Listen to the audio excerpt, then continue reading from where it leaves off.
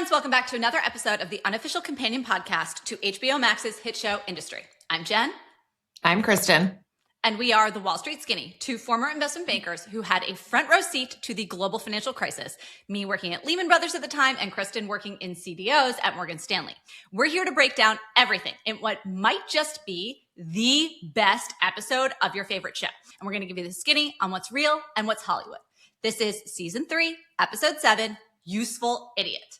Now, in the last episode, we saw Yasmin being used by Harper and Petra as the useful idiot, giving them the access and information necessary to enact their big short of Pierpoint and setting up the stakes of Pierpoint as effectively Lehman Brothers during the global financial crisis. But given Yasmin gets fired at the end of the last episode, I have no idea whom they are referring to as we head into the episode. I think it becomes very clear as we get going. And it starts off midstream, if you will, with Eric in motion heading into the office. So they open up and everyone is in tuxedos. They have some 150th party for Pierpoint. Adler calls Eric and says, "Do you see Pierpoint's stock price today? Have you had a drink?" And Eric replies, "Would you blame me?" And he's complaining. He's like, "They're serving Prosecco." Adler goes, "They couldn't afford champagne." But anyway, Adler tells Eric to come up to the 13th floor immediately, where they're all gathered in a conference room trying to game plan and figure out what they need to do. So may I note that in America, very rarely do office buildings have 13th floors because we consider it to be a bad luck number. So I don't think it's an accident that they're having this meeting on the 13th floor. Most executive offices would be much higher up anyways. So it's ominous that they're on floor 13 anyway. I will say, I was looking at the market cap and it said the market cap was $15 million, which that doesn't make any sense at all. I feel like that was like a Bloomberg fail.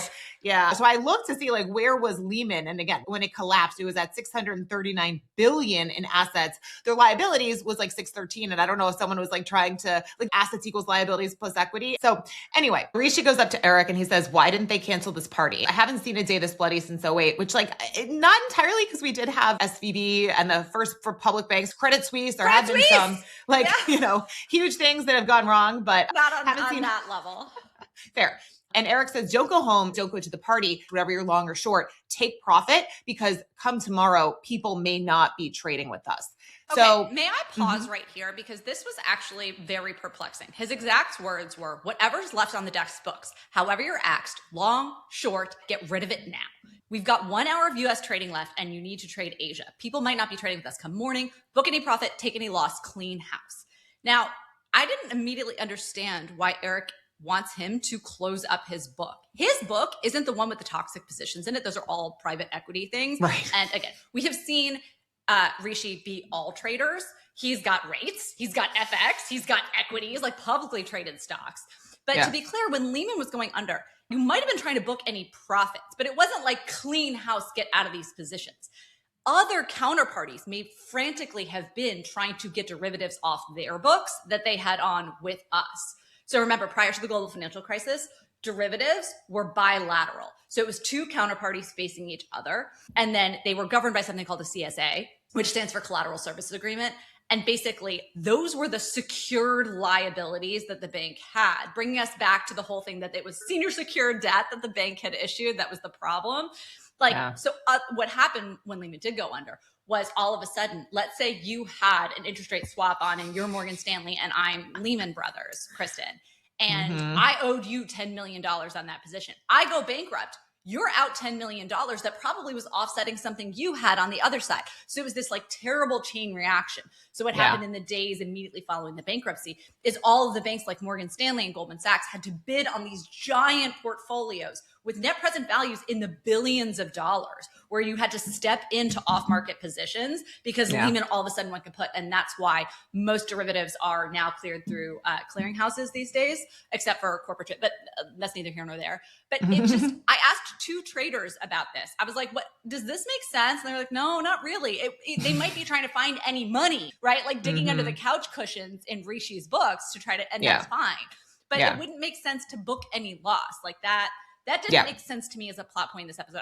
Eric replies, "The bell is tolling." And then this is where you see the industry opening credit come. So it does come earlier this time. Comes because less than a minute into the episode to give you that really fast pace. Okay.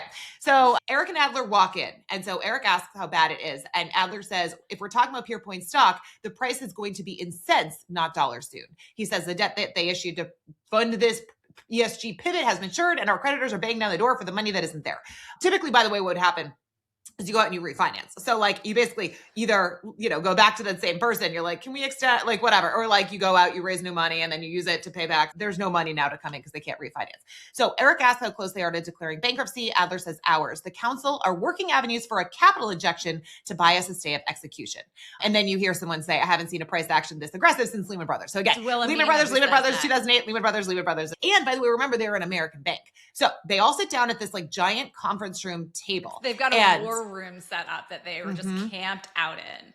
And somebody says he's about to come on. So we're not sure who they're talking about. A voice comes on the phone and they say, you have the assistant secretary. So the guy on the other end says, seems to position yourself as a lender, buyer, and seller, like JP Morgan with WeWork. By the way, you guys can go back and listen to our WeWork episode. We do have a whole run through of the WeWork story. But anyway, Wolsey says, yeah, one-stop shop. We now meet Tom Wolsey, by the way, whom we haven't met until now, the new CEO of Pierpoint, who's running this conference call and standing at the head of the table, which makes sense. He's the CEO of this whole meeting. But I think who's at the head of the table throughout this episode changes. And it's very important to know that he starts there. Yes. And so the guy says, and you didn't think this was inappropriately high risk? Tom says, or what he said, incestuous. Tom goes on mute and says to the room, and incestuous. Yup, for the record, I think it was. Because he wasn't there. Exactly. He was just coming in. This is his mess to clean up. Yes. But he's like, this is a disaster. Yeah. And he says, but when he goes back off mute, he says, but we liked the risk reward. In hindsight, not so much. We're looking for an emergency cash injection around $15 billion to plug the hole and give us this chance to restructure. Now, by the way, it's 8 p.m. UK time. He says, our share price is 45. We need to resolve this before the US market open on Friday, 2:30 p.m. UK. Really quickly, just because I think this is really interesting. This is positioned off of Lehman-ish, but also it is so much about Morgan Stanley as well. By the way, I was looking into both of the writers. They both worked at Morgan Stanley at one point. Morgan Stanley got a $5 billion, and we're going to talk about this a little bit later, a $5 billion injection of cash from CIC, which is China Investment Corp, in 2008, and then again from Mitsubishi to the tune of about $9 billion. So for a total about $15 billion, which, by the way, did stave off them going bankrupt, going the Lehman route, or, by the way, being sold. They still are an independent company. So much of the story is like half Lehman, half Morgan Stanley. And so that's why this is like so fun for Jen and I to do this, because it's like, ooh, and we get to tell war stories. But anyway, the guy on the other end says, I don't have the reach or the influence to advise here. Tom is frustrated. He's like, you're the assistant secretary of the Treasury for Financial Institutions, Graham. If you don't have the authority to do your job, I want to speak to someone who can. And so the guy then says he's going to pull the Treasury secretary out of her 3 p.m. Adler then motions to Eric. Then he wants to like talk privately to him for a second. And so he says that like he can't not be seen at this 150th like celebratory party that's going on. Like people are going to notice if he's not there. So he tells him that he's going to go try to make an appearance. And Eric says that he can basically stay, that their voice speaks with the combined authority of half a century of the firm. Basically like, you're going to leave, but I can speak for you. As he also has like a moment where he kind of is not able to remember something because remember, he does have this terminal cancer. And Eric replies though, he says, let's not let them sell our soul just because there's a gun to our temple.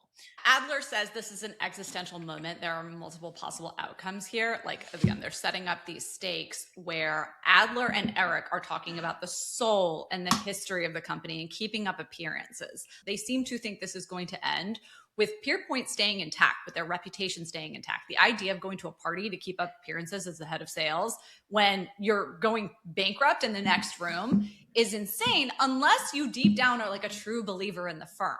So I think that they are positioning Wolsey as a like, I'm here to fix the mess that you guys made. I don't really care how it gets done. And they're positioning Eric and Adler as the people who really deeply care about Pierpoint, the institution.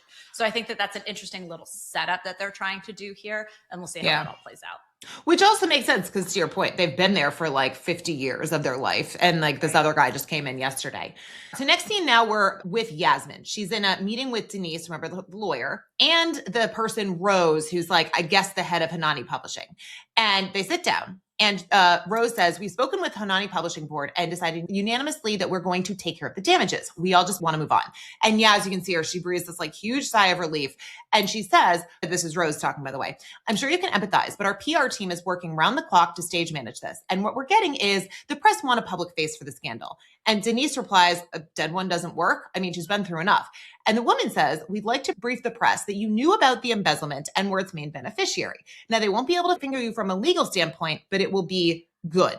And Denise jumps in and says, you want her to wear the fucking scarlet letter? Do you know how this country works? They'll hang her out as a fucking effigy. And the woman said, it's a lot of money, many millions. And in the real world, there's caveats and stipulations to that kind of money. Yaz says, but they'll flay me. They're going to love it. I didn't know any of this. Like, come on.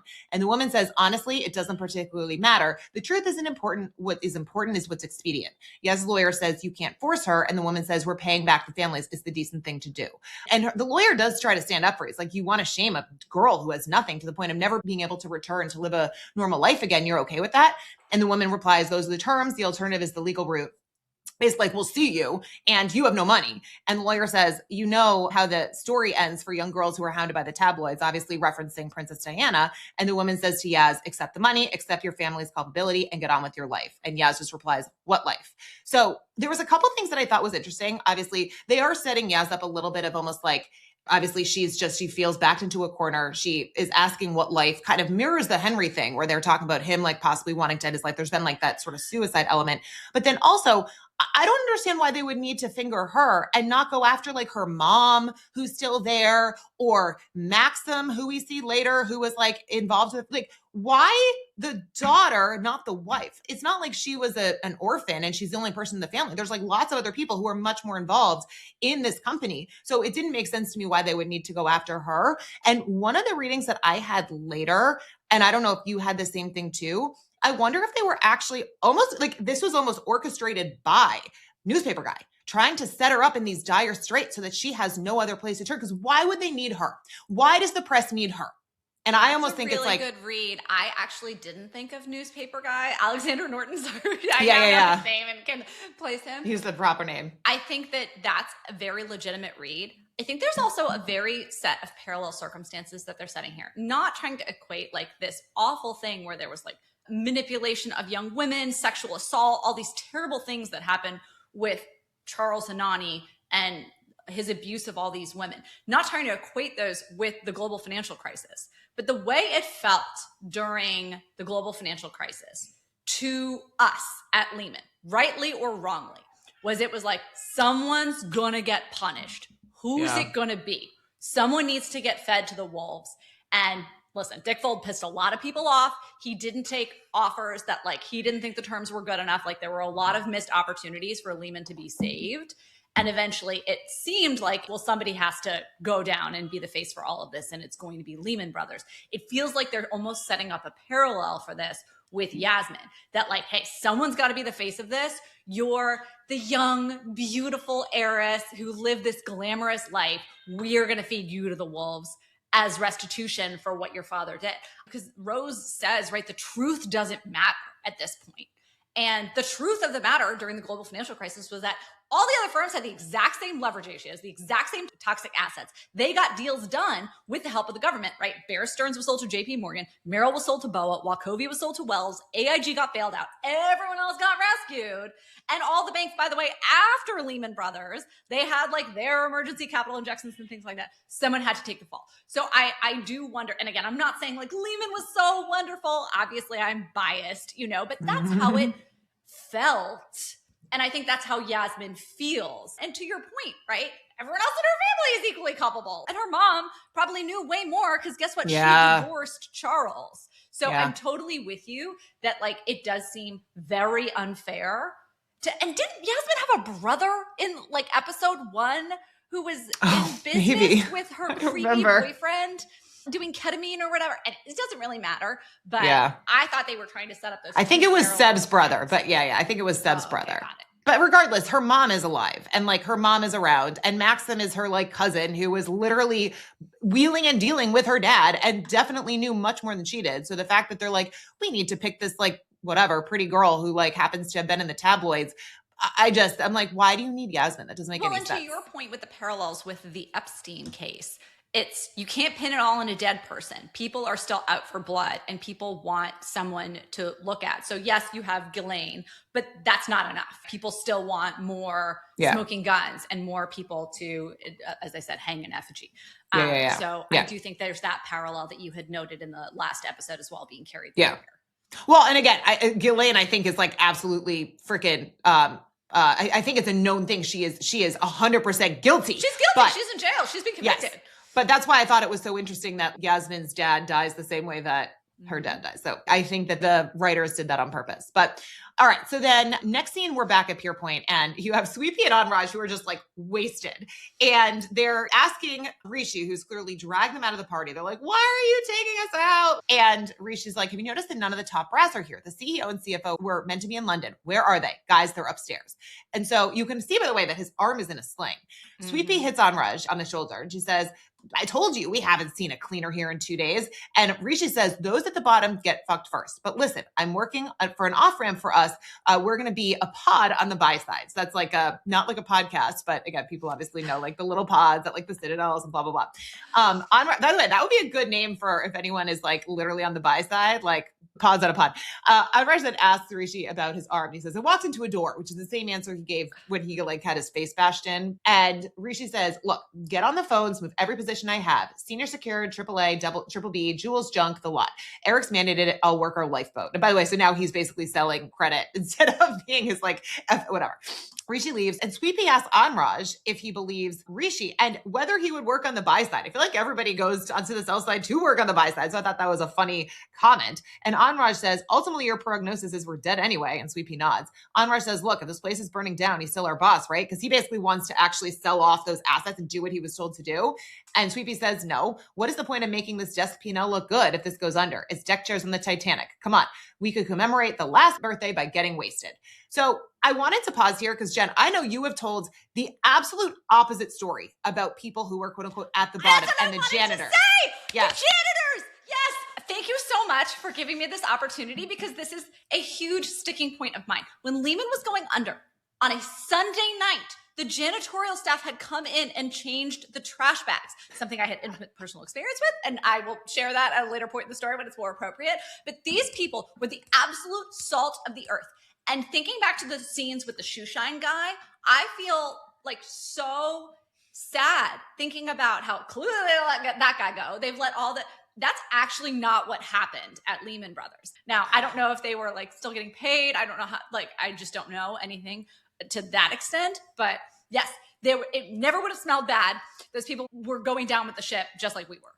All right. So then next scene, we see Harper on the phone and she's talking to Rishi and she says, how many people know that Pierpoint's 150th birthday is awake? And on the other side, you see Rishi saying, he makes some like soccer reference, but he uses the term something like boss man, which I think is like, which is like coming in and doing something, but she hears boss man and she's like, we're not hiring fund managers. If you want to say the actual quote, because again, I was just like, what does this mean? And then, but you can tell it's like the American not understanding the like the terms by the Rishi says, how do you fancy a trequartista as elegant as me on a Bosman?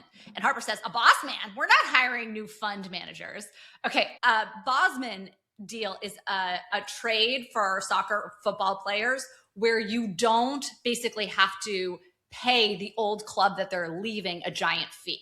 So what this is referencing is when senior people like Rishi leave banks, the deal that they strike with the buy side typically involves like some kind of guarantee and a buyout of all their deferred, which for an MD like Rishi would be very substantial, likely some combination of deferred cash and stock. Although with the precipitous drop in Rishi's, deferred valuation as the stock price goes down, he's 50% less expensive. So what he's saying is she can get this amazing talent on the cheap because he'll just come over. She doesn't even have to, and like, that's all. So that's what they're saying there. And I think it's actually really funny that like she doesn't get the joke. And I mean, I had to look. Which I wouldn't get the joke either. I'd be like, oh, you're saying boss man. I do the same thing. Because again, she's from New York. So Rishi says you need an execution guy, someone who can look at flows, levels, make sure that you're not mistiming things and losing levels. Harper says, really? Aren't you overqualified? You're not desperate, are you? Because back to what we have had this conversation so many times about this idea of a trader in the sense of someone who is actually taking risk versus someone who's just like booking the trades. And so when people hear the term trader, it can mean two things. And so I, from the sort of banking side, always thought of a trader as literally just like the execution guy. Think about if you're on an equity long short desk, you are sitting down, you are doing a robust analysis, you're like looking at the financials, you're running a valuation, and then you are making a calculated decision about like, I want to buy this amount of this. So then you go to your trader and the trader will go and they will actually like execute whatever.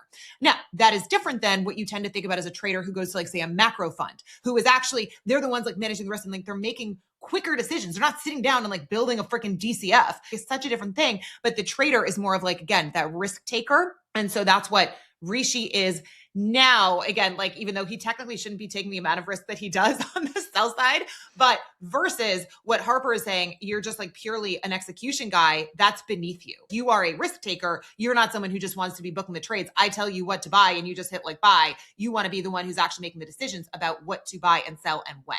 Rishi would basically be taking a huge step down. The exit through the gift shop for many people on the sell side who are junior is to go to a hedge fund in an execution role. And by the way, these macro hedge funds also have execution teams. I know a lot of portfolio managers who came from the sell side who went to the buy side and were told, here's the team. Please use this team that we pay to execute your trades. And the portfolio manager was like, I've executed every trade in my life. No way in hell am I trusting this to someone else. I will not, you know? Yeah. I mean, I'd be talking to people who are in their 50s, 60s, who've been portfolio managers for decades, who all still executed all their own trades. But like, yes, you're 100% right. The idea that a managing director, risk taker, would go to a hedge fund as an execution guy would basically be, I mean, it would be like Messi going to play on my 7-year-old soccer team. It's such a step down. So what we're seeing is that Rishi is incredibly desperate to be offering that up. And also, by the way, with Harper, who is waking up, getting out of bed. She's got like some guy in her bed in the middle of the night and she has her 25 screens up and she has one position, right? The one position is Pierpoint stop. Like she's not going to know when to take profit or stop out. And by the way, the idea of stop out, okay, that's not happening soon. We can literally see on her screen that she's up $300 million on the trade. Yeah. So like the next conversation, like she does not need Rishi watching this position for her. What she needs is more inside information from him. Right. Rishi says, all right, final offer, quid pro quo. Chatter's Leviathan Alpha is short, Pierpoint in size. I can give you live missive from the Madhouse to help you manage when to take profit and when to stop out. Harper says, keep me up to date and maybe we're talking. Rishi says, and I want to take 2 smart, cheap juniors with me. Sweet pea and Onraj. If you're a serious fund, you need to grow. And Harper says, I forgot you were a family man. Speak soon. She hangs up. And then she's, by the way, like living in a hotel again, clearly, because the guy who had brought her food is the person who she like seems like she was sleeping with. And he says, you know, shall I knock again tomorrow? And she goes, no, thank you. And then he like wheels the food out. But back to season 2, where she was like living at the hotel. She's living at the hotel again. It was Robert who came and took her out of the hotel. And then because of this whole blow up with Yasmin, it's interesting that she's like back in that place, but it's like from such a power position. You see like the 6 Bloomberg monitors and like the massive setup similar to what Jesse had. But anyway, so next scene, we're now with Robert and Yaz. And Yaz asks, has Harper fully moved out? To which he says yes, without a word, by the way. So like somehow she moved out and she didn't even say anything to Robert, who was like always so good to her. He was always kind to her. But remember, Yasmin dug in the knife in the last episode about Robert always chooses me. And I do think that stung Harper more than she wants to admit. Yeah, I agree with that. It's funny.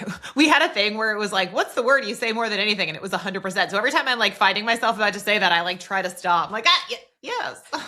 So Robert then tells Yaz to lock the back door in the sense that he's going to be leaving and he's going on a trip somewhere. And she's like, well, wait, where are you going? Like, why are you leaving me? And he says, don't tell Pierpoint, but I have a job interview tomorrow in Wales. So he sees a bunch of old pizza boxes. Like she's just, it actually goes back to, again, the Harper thing, but only now it's Yaz who's in that position. Yeah, I like you know, with like, just like, she's like wasting the old away. Takeout containers and And he says, when was the last time you left the house? And she says, there's 5 paps outside. And Robert looks out and he's like, no, there's not. She's almost like, I don't want to say going crazy, but she's so paranoid now because she's just been, you know, hounded. And so Robert is kind of like, it's like her excuse that she gives herself. Like, oh, if I go outside, everyone's going to photograph me. And he's like, no one cares. Like, you're just doing this to yourself. Yeah. And so Robert then is like, what if you come with me? You know, a change of scenery. And she says, I don't see a way out. Robert says, a change of setting really helps me when I'm agitated. And then Yaz sees a call from Maxim come in and then she agrees. And so reminder again, we talked about Maxim a little bit earlier, but he's like the cousin, whatever, who like worked with her father, who was like his money man. I don't think he's her cousin. Like, right. Oh, you're right. You're right. Good but point. I think they were old family friends for sure. Family friends. That's what I meant. But oh, wow. Yeah. I hope they're not cousins. Yeah. Okay. Never mind. There's this one line that Robert says that I looked up because I was like, this must be a famous quote. And it wasn't. He says, let's mistake the open road for freedom like all culture teaches us to. And that's not a quote. That's just a line from this show. And I love that. The idea that like this road trip is going to like open up all these new horizons for them and totally clear the air and change their lives. I really, really loved that because that is such a trope in all movies and books and everything like that. And I was like, oh, good job, guys. Like that's for all I complain about the Shakespeare quotes, that was a beautiful little piece of writing that they just threw in there that I don't think is a quote anyways, because I Googled it and I was like, what is this from? And people in the industry. I was like, okay. Love it. So next scene, we're back at the Pierpoint boardroom and Tom Walsey asks, who is this? In reference to Eric, who is there. In this case, Adler's right-hand man. Like Adler is bringing him into the room. And so Adler says Eric he does has not actually have a seat in this room. No. And that's, I think, even as a partner. And I think that's such a good point that, again, Adler was actually almost helping to drag him up and felt like he was this confidant. So he says he has 30 years at Pierpoint, cross-asset sales, closest thing to a loyal lieutenant I have. If Pierpoint has such a thing as institutional memory, Tao is it. And Tom says, well, how important is history to us today? Eric says, value is determined by history, which is indivisible by legacy. Institutions like ours don't just pop up overnight. Too big to fail isn't an insult, it's a compliment. Our global interconnectivity and sheer size are hard won. Let's make sure we let prospective buyers know that and value us accordingly. But Tom says, you're putting yourself at the center of history. Humble of you. And Eric says, not at all. I'm putting Pierpoint at the center of the economic history of the 20th and 21st century. And so Tom says, so your purpose here is to belabor how Pierpoint is a star in the American flag. And Adler pipes in to say, we're an American bank. Tom, by the way, has a British accent, and Eric and Adler are obviously American. We know Eric started out in New York. And Tom says, I need practical thinkers who present workable options for me, not zealots. We then hear the ding on the phone, and they say, please hold for the U.S. Treasury Secretary. And then a voice comes on the phone saying, Tom. He replies, Madam Secretary. And Jen, I'll let you give the, this was great because you had said that you liked this scene. I loved this scene, but even just to go back a second to talking about Eric's language here, talking about this institutional memory and all of this flowery prose that he uses to talk about where Pierpoint is in history. And Tom is just like, what are you smoking? Like, this is a bank and we're going to do whatever it is that lets us live another day. I don't care about your history, whatever. Let's stop aggrandizing all of this. Yeah. I just want to find a solution. I need practical people, not people who, are jockeying for power and influence and all these things. But it's like, Eric is clearly just taking his signal from Adler. It's like he's like a freaking chameleon and he's just sort of doing whoever he thinks will protect him. He's being like a sycophantic mirror. He's mirroring what Adler's doing. 100%. And so I don't think it's because he believes it, it's because he's just trying. Do you do? I think it's a little bit of both. I think, we'll get to what Eric really believes at the end of the day. I think Eric thinks the way to win at first is this kind of classic sales shtick, right? Yeah, we are so great. We're amazing. And just by exuding that confidence and showing how wonderful we are to all these prospective investors or people who are going to help us, they're just going to want to do it, right? It's just like Rishi. I use my language because otherwise clients will run me over. Talk to any trader, they'll tell you that. And so I do think that there's this, what got me here is what's going to get me where I need to go attitude from Eric. And Tom is not buying one word of it. It's like Eric immediately hits that wall when he runs up against Tom. There's a huge clash of personalities there. So I think, to your point, there is this realization for Eric that potentially this kind of flowery prose is going to be what saves the day. But so the Treasury Secretary, we get this woman who is just absolutely fabulous. She reminds me of, if you've ever seen Monsters, Inc., yes, the one who's at the behind the desk. That's exactly what she reminds me of. And so I think she's supposed to be Janet Yellen. That's what I was. Yeah. Who, by the way, Brown alum.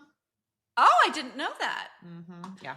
So she's like on this elliptical machine. She got pulled out of her 3 p.m., okay, her very important meeting as the Secretary of the Treasury to be on an elliptical machine. And by the way, to your point about British versus American, okay, we have this big problem. Who are we calling? We're calling the American government, not the British government, to bail us out, Tom. So let's call a spade a spade here, okay? Yeah. And she says, I don't want to waste your time. The Treasury can't offer you a solution. Not today, not tomorrow. Tom says, you of all people understand the risk if Pierpoint collapses. We dropped another 10% last hour of U.S. trading. Surely the lesson from 08 is that the administration should act early to stop the contagion, right? Not let Lehman collapse. Like, don't let the bank collapse. And the U.S. Treasury Secretary replies, tell me, where were you in 08, Tom? If I remember correctly, I was the vice chair of the Federal Reserve and you were what? Singing a cappella at Yale? So I literally have written here, this guy's younger than us? This guy does not look like he's under 40. I am sorry. That's what cigarettes will do to you. That's always on the nicotine patch. So the woman then says, the lesson from 08 is no more bailouts. Tom says, we're not asking for TARP scale relief here. And we're going to come back and talk about that. 08 happened. Moral hazard isn't a thing. Nobody will care. We're asking for less than a tenth of the packet. The Treasury Secretary says, you are out of your mind if you think we are going to be putting our hands into the coffers for a financial institution in an election year. And I love how she says that. So someone then says, pull on her heartstrings. It's worth a shot. And Woolsey mutes and he replies to the guy who said that, she's a Democrat. She pretends to have a heart. He unmutes and he says, think about what you're doing. The only person you're hurting is the man on the street. The people on the pavement foot the check. The people you're supposed to protect. And the Treasury Secretary replies, and in the immediacy, the person who's footing the check eventually does not want to know they are footing it right now. It's an election year. And so he replies, you'll gladly let us fail. And she replies, you're all salary capitalists, right? Order some Chinese takeout and find a solution. Tom tries to reply, I think the president, ... She jumps in saying, the president still thinks we're at war with Japan. Goodbye and good luck. And she hangs up. Again, clearly based off of Biden. And then Tom sits down and says, so much for too big to fail. Let's pause here. Let's pause here. Before we get to the next one. So I know you have a lot to say about TARP. Do we want to talk about it now? Well, TARP stood for Troubled Asset Relief Program. And basically what it was is what people think of is these quote unquote bailouts for the banks. Really what it was is that the government was giving an investment, a capital injection to these banks, but it wasn't for free. It would be like going to a bank and getting a loan, except for it was in the form of what's called preferred equity, which by the way was structured similarly to how Warren Buffett invested in Goldman Sachs. It was similar to how Mitsubishi, we'll talk about, invested in Morgan Stanley, but it wasn't free money. Now, it could be like in the sense that if you went to zero, the thing with preferred equity is there's a difference between preferred equity and debt.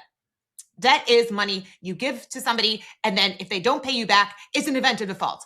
Preferred, you give money to someone and they pay coupon. It's a dividend similar to how debt works, but there's no principal repayment. It's just that you now have ownership. And usually then there is the option to convert into equity. So if things go right, you ride that upside. But if things go poorly, you are kind of shit out of luck. So they were giving this capital injection, which by the way, restored confidence in the banking sector. And then because these firms then did well, the US taxpayer made money on this TARP bailouts. That's why I always am like, it's not a bailout, it was a capital injection. Now, I will say that the actual dividend percent was relatively low, below like what you would expect market would be. But by the way, and I'm going to get into the terms of the Mitsubishi investment in Morgan Stanley, like those were also kind of below market too, because it was seen as a strategic investment. So I just think that it was such bad marketing to call it a bailout. And by the way, all these banks, aside from, because Lehman had already collapsed at that point, and the rest of the banks, for the most part, did recover and the US taxpayer made money. So anyway, it was a way to restore confidence in the system, which is so important in banks. Like if you believe there's going to be a run on the bank, you pull all your money out and the bank goes bankrupt, even if there's no underlying problem. Now, the difference here is that, again, there was a lot of problems with the banks in 08, but there was so many other divisions that they had that were profitable that even once you start to deal with this shit that they had, they still were able to recover and, operate as banks and blah, blah, blah. Yeah. And no, the other point I'd make about TARP too is a lot of people have that number like $700 billion in their mind. I think only 60% of that was actually used. So like of the total money earmarked for TARP, basically 50% of it like didn't even get touched. I think it looms larger in people's minds because it also gets conflated with quantitative easing and all of the other things that the government did to bail out the system as a whole and to bail out like homeowners and things like that. So I think that there's much more to it than just the money that was given to the banks. But because then the banks turned such a huge profit when the wheels of quantitative easing went into motion, and that money is completely separate from TARP, that I think people conflate the two and say, hey, look, all of a sudden, right? Because when you cut rates to zero and you do these massive treasury purchase programs and all these things, it's a great way for banks to make money. And so all of a sudden the American taxpayer was like, wait a minute, they went from in the toilet to now massive profits in 2009, 2010. How did that happen to them? It's all the bailout money at work. And it's like, well, again, we're conflating the terms bailout, word TARP, and QE. Those who don't understand money are doomed not to have any. If you understand how all these things work together, there were ways to make money in this set of circumstances. And unfortunately, people who didn't understand what was going on got the shit end of the stick. But again, with TARP, there was a number of different parts to it. It was like the asset guarantee program, capital purchase program, and then part of it was the targeted investment program where it's like they gave money to the bank. But at Morgan Stanley at the time, I remember, they didn't want the money. They were forced to take it. And the reason they didn't want it, and I think this is really important, they had negotiated with Mitsubishi. You had Goldman Sachs who had negotiated with Warren Buffett. They both had the injections of capital that they needed at that time. But this was about the entire confidence of the banking sector writ large. And it wasn't just about Morgan Stanley and Goldman Sachs, who, by the way, had figured their shit out post Lehman going down. Well, they did have an injection of capital. I mean, they talk about the injection of capital to buy stay of execution here. I don't think we can say definitively that without TARP having taken place and a restoration of faith in the entire banking sector, that would have been sufficient. Yes, I agree, because back to your point, it's a confidence game. So yes, I agree with that. I mean, that was the same thing with First Republic and Silicon Valley Bank. Literally, there was a run on the bank because you had these VC guys who were telling all of their people to pull their money out. And then all of a sudden, SVB is like, holy shit. I mean, there were some bad investments. The irony is with Silicon Valley Bank, they were investing in US treasuries. It was just like, because of the rate hiking cycle, the value started to go down. But anyway, the point is that confidence is so important in the banking sector that this was the whole rationale for the TARP program, for these capital injections, which to your point, Lehman going down basically was like dominoes. Everything else started to go down too, because it was like when one thing falls and you have all these bilateral agreements, it becomes this massive shit show.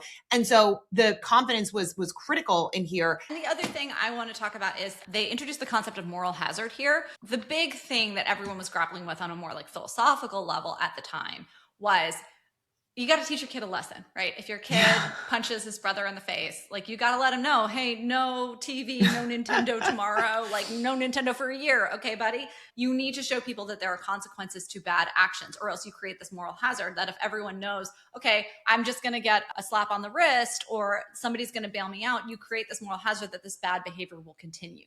And so there was this fear that if everyone emerged from the global financial crisis unscathed, that there would then be this introduction of this concept of moral hazard. And people felt that TARP and all these things created that moral hazard, and that the thing that everyone holds up was Lehman being allowed to go under. It's like, no, this can happen. They'll let you go under. We've crossed that Rubicon. That moral hazard has already been addressed and issued. I think the bigger issue is that life finds a way, and it just pushed all of that risk-taking activity into other areas of the markets and away from banks. Yeah. Okay. So Tom sits down and says, so much for too big to fail. Philip says, by the way, Philip was the one who was against and like making fun of the ESG stuff in like very early episodes, by the way. Oh, you're right. Do you remember? Yeah. Good call. Oh, Philip is such a badass. Yeah. So he says, hear me out. Credit Suisse was the last bank to go through this kind of thing. And the Gulf clearly had a huge appetite for a legacy banking name. So again, in late 2022, Credit Suisse had raised funding from a group of major investors, which included the Saudis, Qatar Investment Authority. And it's by the way, it's a lot of these same players who are getting involved in the possible acquisition of Paramount, which I've, been. And a lot of the same players that I have familiarity from 2008. So we'll talk about that as well. But interesting. Got it. They injected something like $4 billion worth of capital to buy a combined 15% stake in Credit Suisse in 2022. Credit Suisse, by the way, and I think this is what they're referring to with why people are against the possible Mitsubishi deal that we're going to talk about, is that ultimately it did go kaput and was sold to UBS. And it's so funny. The very first training program I ever did was at Credit Suisse. And I have such amazing memories of Credit Suisse. I literally think I was teaching there when I met my husband. So I love that Madison Square Park location. And then, it's now a UBS on Madison because it got taken over for you. We always stay at the Edition Hotel right across from the offices. because I mentioned 11 Madison Park on the last episode, and you're like, oh my God. And I lived. Did you regularly go there for dinner? It's like $1,000 a head. But I also, no, because I lived on 25th between Park and Madison for a long time. So I lived like a block away on top of that. So I always loved to go teach there too, because I'd be like, roll out of bed and like walk across the street, which is great. But anyway, sorry. So just to give you guys the history of the Credit Suisse deal, basically by early 2023, the Saudis had to publicly rule out any further support due to regulatory ownership limits. And what that did is it triggered a massive crisis of confidence. And just to be clear, Credit Suisse had like years of mismanagement. They had so many scandals. Everyone has these things, you know what I'm saying? But here's what happens too. We talked about this theme of confidence keeps coming back. And so when the regional banking crisis of 2023 happened that you were talking about, Credit Suisse, which was also a depository institution, right? They had a massive outflow of deposits and a liquidity crisis that then effectively threatened their financial stability. And so what happened is that Swiss authorities jumped in and brokered this emergency weekend deal in March of 2023 when SVB was going under, First Republic, all those guys. And they had UBS acquire Credit Suisse at a massively discounted price. But what also happened during that was of note was, I think we touched on this maybe last episode or the episode before, these basically like the way that the European banks funded their tier one capital. They had these AT1, so additional tier one capital bonds, and they made bondholders take the losses on those while preserving some equity value. So that shocked everyone because it was like, wait, the rules of the game don't apply?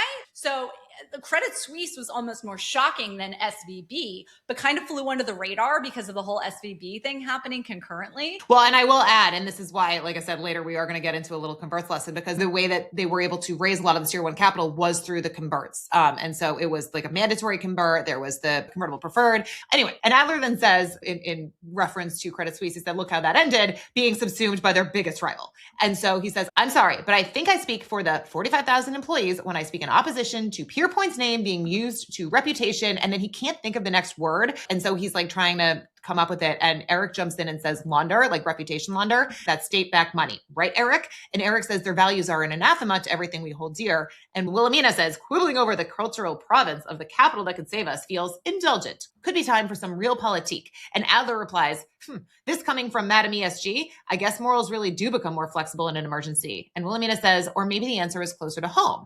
Tom says, let's take a minute. And Adler says to Eric, can I steal you? And so they all kind of break and like go into their little side hustles. And Adler is pissed. He says, don't finish my effing sentences. It's a royal court in there. Don't you understand? And Eric says, I thought that tonight was more important than jockeying for favorite positions. I thought you cared about the soul of the firm. Adler says, we do. But the more senior I become, the more influence we have. Listen, Wilhelmina, she's not the head of banking, asset management, corporate credit, but her ideology gave her a crusader's zeal. She wanted to be proven right and be first on ESG. That's why she pushed this shit so hard. That's why we overstretched. She should be strung up for it. This is all going to end in a purge, which for us means a putz, which is just a coup. How does Eric Tao, global head of institutional security, sound to you? And Eric replies, I will follow in your slipstream. But they're there. They're all like hush, hush. And these, they stop talking when someone walks by. And Eric says, I wonder what they're talking about, like talking with the people in the room. And Adler replies, whatever outcome suits. It's key that we lay as much shit as we can at her feet. She can be ESG's headstone, bury her beneath it. So they're all kind of trying to, or I guess maybe it's more him, trying to figure out who are we going to lay the blame at. And to be honest, I am with him that like it was her fault. She was the one who, so like why? So like, why isn't she being hung out to dry for this? Because she's a better political operative. She is politically outmaneuvering both of them. And you can see that's true. Having this thought. When Eric says, and follow in your slipstream, he's not looking at Adler. He's kind of looking off into the distance and gaming out what it would look like if he were to try to ride Adler's coattails up. Now, head of institutional securities is a big freaking title. But by the way, what was Eric's title? I was going to say, isn't he? I thought that's what he was. I think he's global head of sales. So global head of institutional securities is going to give him purview over the trading desk as well. But again, he acts like Rishi reports into him and Rishi's a trader. So again, it's a big title. Don't get me wrong. Yeah. But like, I didn't see it as like that different. It was just like, and you'll get trading too, Like, I mean, and I think he's starting to game out, okay, when Adler calls it a royal court, right? You think about Game of Thrones, you think about any depiction of like a royal court. You've got the jesters, right? So the useful idiots, if you will. And you've got all the different courtiers trying to like curry favor with the king and stuff like that. And so we're now starting to see these factions emerge within this war room. That's just how I was just like in the war room. That's how I referred to it in my notes. But I think that Eric listening to Adler and seeing him having stumbled over that word, and then how badly he reacted to Eric bailing him out. Eric was like, dude, I'm giving you a hand, right? Like when one of us is fumphing around for a word, the other one's like, you're trying to say this, and then re-say the line, we'll be fine, you know? Flash and editing. Eric's trying to make Adler look good because he thinks that he's aligned, that they're aligned together. Okay, so Adler then looks down at his phone and he gets an email and it says, Pierpoint Mitsubishi Venture. He says, oh, fucking K. Mitsubishi is live. I've been close to them since my sit in Tokyo in the aughts. And by the way, the aughts, it was a term that I hadn't heard of, despite the fact that I worked on this. No. It was a couple of years ago was the first time I'd heard of it. And it was because you were using the term. But it was literally, no. This was like 2 years ago. I had never heard it called the aughts. The aughts are just like 08, 07, like the whatever, like the zeros, the not teens, the not 20s. Yeah. So Tokyo in the aughts, I've been priming them for a capital injection for the last few weeks. Eric rubs his head and he's like, why not? Sure. Adler says, it'll allow us to fight another day, keep Pierpoint's autonomy. When I'm CFO, I will effing drag you up with me. I'll place you anywhere in the world. And Eric says, how do you still have the energy for this? So he's starting to question what's going on with Adler. And Adler says, what else is there? The action is the juice. And he walks off. I do think when Eric is hearing this, kind of his physical reaction, he's like, you know, like he's kind of literally and metaphorically scratching his head. And he's like, Mitsubishi. But I think, again, he's also hearing about Adler's machinations and thinking, okay, so if this goes through, it's going to be because of everything Adler has done. Adler is going to be the one in power. Do I want Adler in power? And we've got this buddy-buddy intro to this episode of Adler and Eric side by side. And we had that emotional moment in Adler's hotel room when he confessed about his terminal cancer.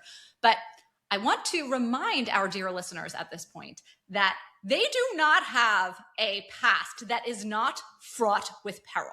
So let's recall that it was Adler who sidelined Eric and sent him to senior relationship management under the guise of spending more time with his family. Well, how'd that work out, right? Eric's family fell apart as a result.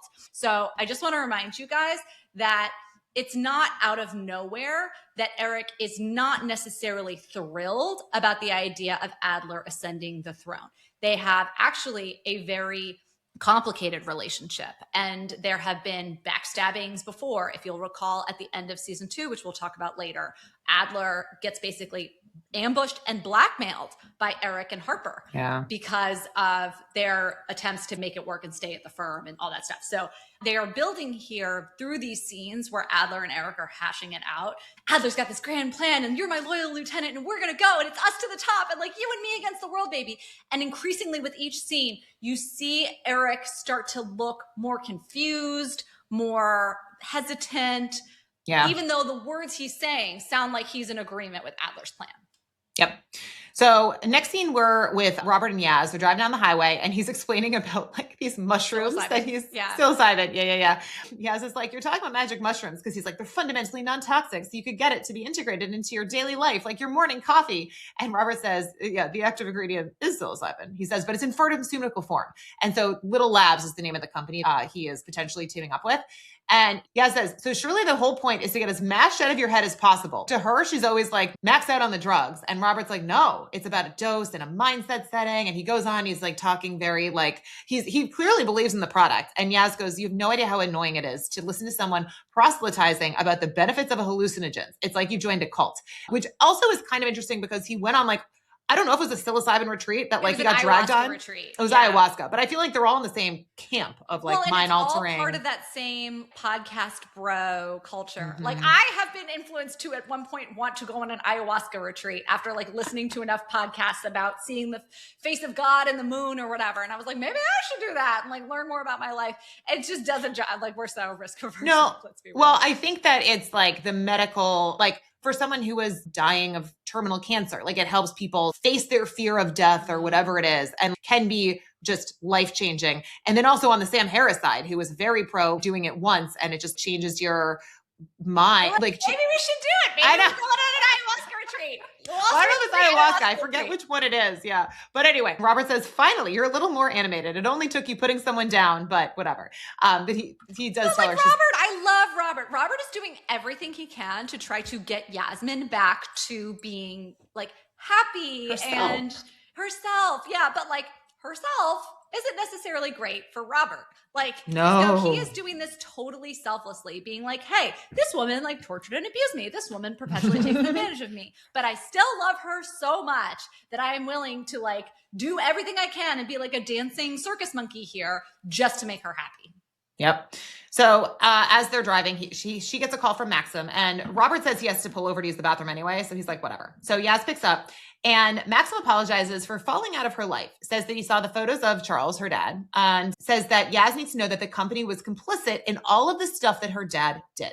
Yasmin asks how, and Maxim says that he has some pretty heinous anti-woke pals at Hanani who are on the board with him, and they hate this new hypocrisy. They say the NDAs your father had don't just cover his personal life. He says some of Charlie's women only started working for Hanani after they had signed. Hanani gave them jobs, bogus accounting lines on the payroll, and Rose and the company bought their silence for years just as much as he did.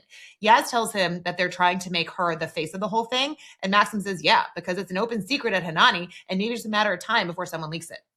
You're perfectly positioned to be tarred if it ever comes to light. You're prepackaged to take the blame as you're already the headline.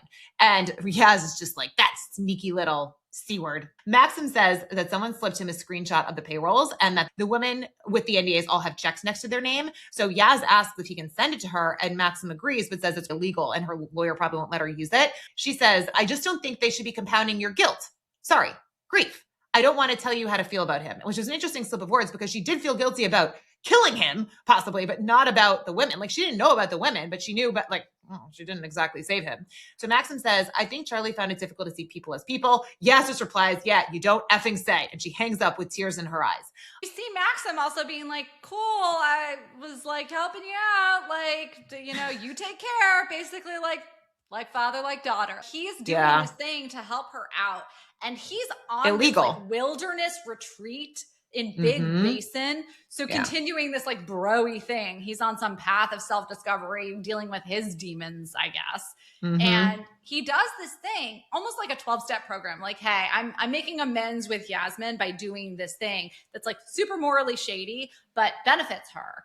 And instead, because I think he loved her. I think he actually did love her. He cares about her a lot. Or yeah. And I think that he was complicit in all of this, much more so than she was. He knew about it all along. So I think he's trying to absolve himself by helping her out. And he's trying to explain to her, like, hey, listen, your dad was this bad guy, but like, let's try to understand his psychology, you know? And she just hangs up on him as like, thanks for all your help. Have a nice life. And he's like, okay, dude. Yeah. Like, guess you're not so much from your dad after all. Sympathetic with Yasmin almost the entire show. This is the episode where I think they may have Yasmin make a turn, and we'll get to some of like the signs that she starts to show, which don't mean much in this episode, but yeah. So after she hangs up with Maxim, she reaches for the samples of this psilocybin drug. So immediately she's got like her coping mechanism, because we know she always has these like coping mechanisms, which tend to be like alcohol, her red wine, drugs, whatever she can get her hands on, and or sex. And no one else is in the car, but there's drugs. So she's and then like fiddles with it, and Robert gets back in the car. Well, she's like, so this is the product you're selling, right? And then he goes, this probably isn't the place to take it properly. Like, you need to be in the right mind space. But anyway, wants to try them in. Again, I wrote like the most self-destructive way. And Robert then changes the topic and says, you hungry? And she says, yeah, I'm fucking starving. Which is such a father, like, hey, like, how about instead of destroying yourself, we feed you? Right? Like, you seem hangry. Like, I bet some food would fix this situation. Like, again, a friendly, caring thing to do. Yep. So next thing, they were checking into a hotel, and a woman says the rooms are next to each other, 6 and 7. And I was like, 6, 7. Like, Jen and I both have kids. I don't know if your 7-year-old is as into the 6, 7. He's a boy. So maybe, is it still? He was very into it. It's like, I'm glad to see it's an equal opportunity thing among boys and girls. He was very, very into it. It's actually helped with our math a lot, because like every single teacher would take advantage of it and make the answer to every question 67 or whatever it was, like, or 66, and try to get them to, like, if you add 1. I mean, I think the teachers have been milking it for all it's worth to try to keep their sanity. Yeah, it's funny. If you're wondering what we're talking about, it's some weird craze that kids are like obsessed with 6 and 7 and nobody has any idea why. Nobody knows what it means. It doesn't mean anything, but it's hilarious. And no one will remember this by the time they're like, why are you talking about 6 and 7? Episode. So the woman checking them in seems to be maybe making eyes at Robert, but so she warns Yaz that the kettle in her room is a little bit iffy. And Yaz asks if she could get one that works. The woman says, sorry. And Yaz is like, it's a basic amenity. I mean, to me, if my kettle in my room didn't work, I'd be like, okay, like, I don't know. I'm not going to use the kettle anyway, but I don't know. Maybe Yaz is being a straight up bitch. This woman behind the desk has a giant grin on. She's so excited. She's clearly like moony eyed at Robert or whatever. And Yasmin's giving her so much attitude. Dude, this is some crappy inn on the way from London to Wales or whatever. This is like some roadside thing. The fact that there's not a working thing for you to make tea, cry me a freaking river. And like, Robert's like, you can borrow mine. Like, calm down. Why are you it's my this woman? My first time I watched it, I just had assumed it was the shower. And then the second, like I thought it was like an actual basic amenity. And then I watched it the second time and I was like, the tea kettle? Like, the tea kettle. What? Yeah, like it's the stupidest thing. It's the UK, so it's probably a more standard thing. But for us, it's like being like the Keurig machine or the Nespresso doesn't work. I'm like, they never work. I never know how to use them anyways. Don't use it. No. Robert says that she can use his. And so as he walks off, the woman asks if they work together. And Yaz says, no, we're a couple. And the woman says, oh, well, I thought with the separate rooms. She goes, we're very religious. Do you have a lighter? Which is like, I don't know. If you're religious, I don't exactly expect most people to be like lighting up. But, and so the woman says yes. And then the next scene, we hear Denise talking. And she says, I got your email. What do you expect me to do with this? Yaz replies, I mean, it's leverage. No, it's evidence of their complicity. This is on Rose's head. And Denise replies, have you thought about what making this public would do to the victims? I mean, these women like you have been through a lot. Leaking this to the public would re-traumatize them. And so she wants to, instead of like using it in court, literally leak it so that it basically goes out to everyone via the press. Yeah. And Yaz says in the court of public opinion rather than some proper legal procedure. Exactly. So instead of keeping their names private, it would be like in the Epstein case where it's like, instead of keeping. Immediately what I thought of. They were like, we can't share these files because it'll re-traumatize these women. Right. But again, it would be like, but if it went through the court proceedings, they could keep it quiet. This is literally their names with the fact that they signed NDAs and stuff. And so Yaz says, I didn't think about that. Denise says a publicity battle is going to be hard, but we can win it. They go low, we go high, right? Speak later. And Yaz looks like F this. And she just takes a puff of a cigarette.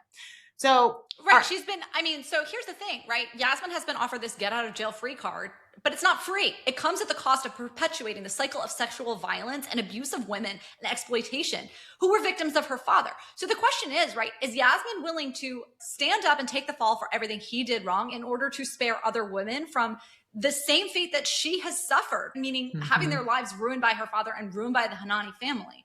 Or is she willing to basically strike a deal with the devil and throw these women under the bus in her attempt to clear her name and save herself, knowing full well these women are going to be collateral damage? Yeah. So I think Yaz has a big moral conundrum that she's struggling with here.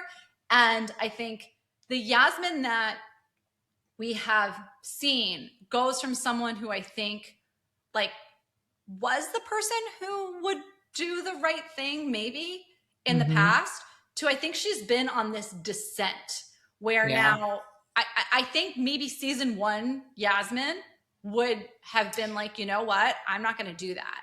And I'm going to. But we've always seen the hints with how she treated Venetia.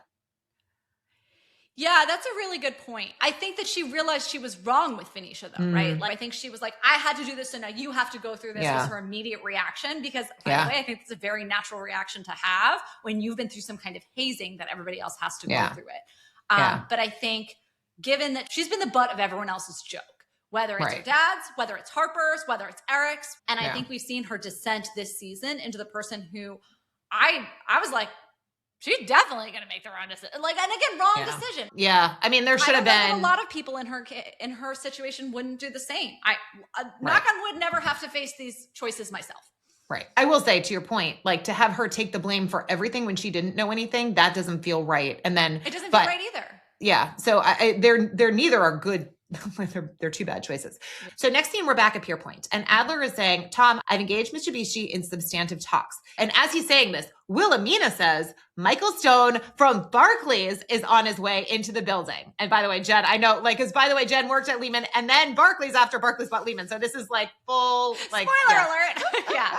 So Let's get to the full timeline for historical accuracy of the Lehman bankruptcy, which I think will help frame the entire rest of this episode if you're thinking about what actually happened versus what they're portraying here. So in March of 2008, Bear Stearns goes under. Immediately, all eyes are on Lehman because Lehman looks most like Bear Stearns. Hold on. I want to back up just a tiny bit because there was actually in 2007, we knew things were getting bad. There was actually some huge trade where Morgan Stanley lost. And I forget the exact amount. It might've been like 9 billion or so. Yeah. And like, actually, I remember I was on the Morgan Stanley trading floor and Jen sitting over at Lehman calls me. She's like, are you guys okay over there? Like there was actually concern about Morgan Stanley. I mean, again, all of the banks were like, oh shit, like there's bad stuff everywhere. Brought up on our DMs the other day. I was like, I haven't heard that name in a month of Sundays. Like there were so many canaries in the coal mine, if you will. You guys had a rogue trade. Like everyone had a rogue trade. Well, yes. There was the rogue trader. And then there was also like the book of all the shit that they had too. But yes. Yeah. There was the systemic risk at the banks though, which was the big thing. So like a Jerome Kerviel or whatever, like thanks very much for the 2 weekers. But it's like all of these things were not necessarily indicative to the average person that there was so much systemic risk that we were on the brink until I think Bear went under. Yeah. And I think to see, and Bear Stearns, by the way, was the firm I got my first job offer at. I love Bear, by the way. If I hadn't gone to Lehman, I probably would have chosen Bear. I loved that place. So like, I have the worst taste in banks. At least you have a good taste in men. Don't follow me. Yeah, hopefully. But so, okay, guess who Lehman's first call in March of 2008 was for help when Bear Stearns went under? Assuming Lehman? Anyone? Warren Buffett. And they said, hey, Warren, you want to invest in us? Like, things don't feel great right now. Look, JP Morgan, with the help of the government, just bought Bear Stearns. Maybe you want to make a big investment in Lehman Brothers. Warren's like, thanks, but no thanks. And so instead, to raise capital in April of 2008, Lehman Brothers does, Kristen, your favorite, a $4 billion convertible stock issuance. Okay, so that gives them some more capital to buy. I need to know, was it mandatory convert? Was it convert preferred? I do not remember. You will have to find out. But this is neither here nor there because things do not end well at the end of this story. So then by May, that $4 billion literally bought them a month. By May, Lehman started a series of talks with a consortium of Korean banks led by KDB. So KDB, the Korean Development Bank, is actually owned by the Korean government. But like, it's not like anything happens. They just start these talks. By June of 2008, we had our quarterly earnings call where we announced a loss of $2.8 billion for the second quarter. And so to shore up that loss, we raised $6 billion in preferred and common stock. So for anyone who's keeping track, we've raised $4 billion back in April and now another $6 billion in June. So $10 billion worth of new capital. In July, unbeknownst to all of us, my then boyfriend at the time starts getting calls on like all these mysterious projects that he can't talk to me about. They started behind the scenes working on a plan to do effectively a good bank, bad bank split, where they were going to put all the toxic assets that Lehman owned into this random holding corporation or whatever, and then have like clean Lehman over here. But they start the talks on like how that would happen. By the way, KDB, who's in talks with them at the time, they're like, cool, we want nothing to do with something called bad bank. We only want good bank, right? We don't want any of that nonsense. So just so you know. And at the same time, we asked BOA to make an investment in us that would have given them a 30% stake. That's a huge ownership stake relative to the type of ownership stakes that most people are talking about. They were like, no, but like thought about it. So then in August, we asked BOA to buy the whole damn firm. We were like, just take the whole thing. Like, who cares about 30%? Buy all of Lehman. And they were like, no. So there were other potential acquirers. I think MetLife, the Investment Corporation of Dubai, they both considered buying Neuberger Berman, which haven't heard that name in a long time, right? That was our wealth and asset management business. But I've done trainings for them since, Oh, really? Yeah. So you've heard of them more than like I've thought about them. I have not thought about them since I've done training since. And by the end of August anyway, they were like, no, like none of this, we're out. Okay. So then we get to September. Now, for those of you who know anything about what it's like to be, at the time, I was a newly promoted investment banking associate. You do not get to take a lot of vacation when you're a junior person. So I had a vacation planned basically like right after my promotion to associate with, again, my then boyfriend at the time, to go to Greece. So we were going to go to Athens and then do a couple of the Greek islands. So we leave for that vacation the first week in September. While we're gone, on September 7th, Fannie and Freddie are placed into conservatorship. So the two GSEs at the heart of the mortgage meltdown that's happening in the US. That's not great. On September 8th, 2008, the Treasury Secretary calls Bank of America and says, okay, guys, like, I know that they've asked you a whole bunch, but can you pretty please buy Lehman Brothers? Like, it would just be so great. And Bank of America's like, well, are you going to help us do it? Like, you guys helped JP Morgan buy Bear Stearns? And the government's like, oh, no. No, we're not going to help you. No, you just need to do it. Yeah. On September 10th, we have our last earnings call ever. So at the time, said then boyfriend and I are on a ferry from Mykonos to Santorini on his BlackBerry that gets like no service, listening to this conference call where they announced the grand plan to split us into a good bank, bad bank. And after this call, which I can hear like bank, you know, like you can barely hear anything. I looked at this guy and I was like, and he was like, so this is what we've been working on. What do you think? And I was like, when we get back to America, we are not going to have jobs. So let's go get really drunk tonight. So, yeah, I mean, it went over like a lead balloon. All of Lehman's counterparties, all of their clearing banks were like, no freaking way. This is a terrible plan. We need way more collateral to back up any agreements that you have for any repo, like for any overnight funding, any liquidity. You need so much more cash. And so it wasn't like there was a run on the bank because we weren't, really a depository institution, but it was a run on our liquidity. Everyone was like, you need so much more cash for any position you have on. So they basically just wanted a ton more capital to keep the doors open, which we didn't have. Okay. So this brings us to Thursday, September 11th, 2008. I was on a plane back from Greece at this point. So, I would not want to be traveling on September 11th on a plane. I mean, I'm shocking that you did that. Yeah, it was again, like at a certain point when you're a first year associate, like whatever the cheapest flight you can get is the one you take. So at this point, Barclays, a British bank whose CEO at the time was a man called Bob Diamond, they came sniffing around. So that's where we are in history right now. We are basically on September 11th, 2008. Okay. So they started looking really hard at buying Lehman. And so just to think about what it would take for Barclays, then a UK bank, to buy Lehman Brothers and why they would want them, by the way. So Barclays at the time looked a lot like the Pierpoint we see in season 1, where they were a powerhouse in fixed income sales and trading. They were the British bank that had like a great rates business, a great FX business, like whatever. That was Barclays Capital, Barcap.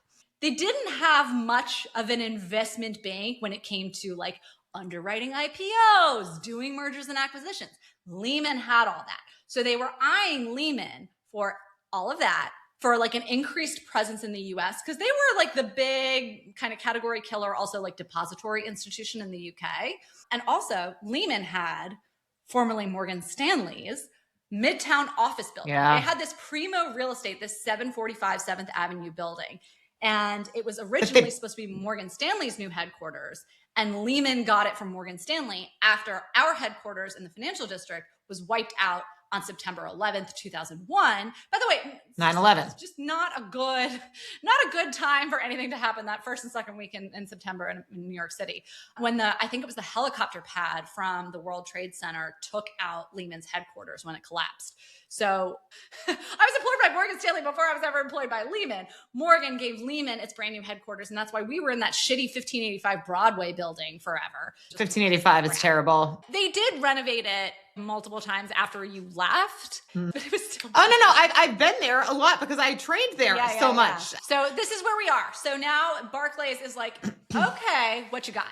But I love how it's like Bob Diamond and they make him Mike Stone. It's like they can't even give him a better stone. They give him just stone, not like, it's like you go from diamond to like maybe emeralds, but whatever. All right. So he says, Michael and I have our personal relationship, horse driven mostly, which by the way makes it sound a little bit like they're like horse gambling together, which is back to the. I was like, is it like they're proper equestrians or they maybe like horse gamblers like Rishi? I don't know. They didn't say. Yeah. So he says, off the record, they've always been interested in our business. And so Tom says, what's the play? Sell a division? Philip says they did that with Lehman, core North America operations. Wilhelmina says, given our share price is now closed at $35, we are by all accounts a distressed asset, which like, They've halved, but I don't know why that would mean they were necessarily distressed. I'm assuming their bank debt has traded down. Nobody will let them refinance their debt. So I think that they're saying we have defaulted on a coupon payment. Oh, so they're separate. Because yeah, the share price trading down doesn't necessarily mean they're a distressed asset. But agreed. I presume these were like two, especially because Adler's like, we're going to be trading in the cents, and it's like we went from 45 to 35. We went from like, I mean, that's fine. If you went from, and I think they were in the 90 to 35, like that's not great, but you're not distressed just because your share price is traded down to, in this case, like a 35. Like what? So I do think that they've kind of like consolidated here for purposes of the average viewer who is not really like, where's the biggest stress coming from? But to your point, when Lehman Brothers stock had halved, we were all like, we're going to be fine. Don't worry about it. Yeah, same with Morgan Stanley. Like, you young people should really add here. Like if you can buy some stock, like you should, this is the buying opportunity of a lifetime. We obviously have done these types of deep dives into Succession, and then I use it as like the base story for my course. And I'm like trying to recreate the share price and like all the different stuff. And it's like, it's not supposed to all tie out. And I'm like, no, but it needs to. Anyway. It needs to. Yeah. But so I mean, again, the whole point that they can't refinance their debt. Yeah, that's a default. That's case default. Yeah, they're there. So she says they might as well be buying us wholesale. So Adler says we need a strategic investment, not a sale. In our 150th year, we cannot become a subsidiary to an effing British high street bank. Tom says, I appreciate how romantic you are about this, but we need to be practical. Barclays buying Pierpoint is our best option. Again, I am still, it's so funny because back to like the whole thing we were talking about before, being someone who like was at Morgan Stanley where they kept getting those capital injections and it did stave off anything bad. I am, especially because like there wasn't everything else going on around it. I am in agreement with Adler, but again, Morgan Stanley still had like actual freaking money coming in from like other things, not just their like no IPO fees. Now they have no money, you know? Right. So. But I think that they are also representative of the Dick Foles voice in the room who turned down so many opportunities for salvation. Oh, that makes sense. Yeah. He pissed everybody off. Like, I haven't been able to watch it yet, but I know that that's what they depict so often in the movies and fictionalized versions of these stories. It's basically like Dick Foles was such an asshole. Jen has not been able to she does not have the stomach to watch Too Big to Fail or any of those. We need to at some point. I will review it. I promise. I'm ready. But so I think that's who that's supposed to represent. Got it. Outside, Rishi sees that guy Mike Stone walking into the building. So he calls Harper. He says, you might have you just at your take profit level. The Barclays CEO just arrives and he looks like he means business. And Pierpoint stock will rip on any merger or takeover chatter. That's Nagasaki for your short, right? Because if people believe that the company is going to be bought, usually what happens is if there is an offer price, the share price starts to trade up to where you expect the deal to go through at. And so people no longer are trading it based on like potential downfall. It's basically trading on what is the chance you believe that this deal will go through. So it becomes like a merger arb play. And so it's a totally different thing. So if they're short, like they should take the money now. Barclays, by the way, because they will buy at a premium to where the stock currently is trading. So she looks at her screen and it's up to 323 million. Harper then runs to get her jackets and says, it's definitely him. And Rishi replies, yeah. And he looks horny for assets. Harper says, hey, you know, I can't hire 3 people, Rish. What do you want to do? Meaning he delivered, but she cannot take him, Anraj and Sweet Pea. And he says, babe, come on. It's only ever been me. I thought it was interesting that she looked like she was disappointed to hear him say that. Like she like hopes better from him. She did. And remember, Rishi has stabbed her before, but they've gone kind of blow for blow, if you will. But I think she was kind of giving Rishi like one last shot at redemption before she completely makes up her mind about him. And I think we see that so often with these characters where there's like that switching point where suddenly someone makes the decision about someone and their gloves are off after that. Because remember, she was like, oh, I forgot you're a dad now when Rishi talked about bringing Anraj and Sweet Pea with him. I think that was a very humanizing moment for Rishi, who's made a ton of bad decisions. The fact that he wanted to bring Anraj with him, whom he has treated like absolute garbage and who, as by all accounts, like doesn't seem to add much value to Rishi's life, but he actually cares about him. And same with Sweet Pea, by the way, our OnlyFans model, who has been right about everything, but no one has listened to her. And Rishi was so dismissive of all of her work that she was trying to show. He was like, remember, I'll give you 10 out of 10. I don't care because we're sleeping together or whatever. I actually think he was trying to do right. This was like Rishi's last chance at redemption. And I actually think that's a very important moment where he looks disappointed and then he comes back with his bravado of like, oh, babe, you know, it's only ever been me, right? Like, and she's like, oh, I was kind of hoping you'd say like, you got to bring them too. And I actually think that she might have. Yeah. Like, she doesn't care, right? Like they can hire whoever they want, fire them the next week or whatever it is, right? But like, I think she wanted better from him. And he just reverted back to, okay, it's only ever been me. I only actually care about me. Yep. So she says, okay, come in after this all shakes out and we'll talk. All right. So next scene, we're back up on the floor, right? In the war room. And Adler says, how would the floor take a effing sale to Barclays? To which Eric says, maybe they just want somewhere to work, which is probably true. Adler says, you don't have 20 years of options. I've never sold a damn share. A Brit takeover would decimate it all. And you had talked about how like this is definitely typical of what happened in Lehman in the sense that people like didn't sell, but also, I mean, his true motives come out. This is not about the whole, like the people and blah, blah, blah. It's about his stock options. And so Philip says, you could keep your deferred. And Adler replies, chump change. Wilhelmina says, we see your true motivation. So I think that was Adler has just written his own death certificate, if you will, by admitting this. Like, oh, I'm so worried about my stock options.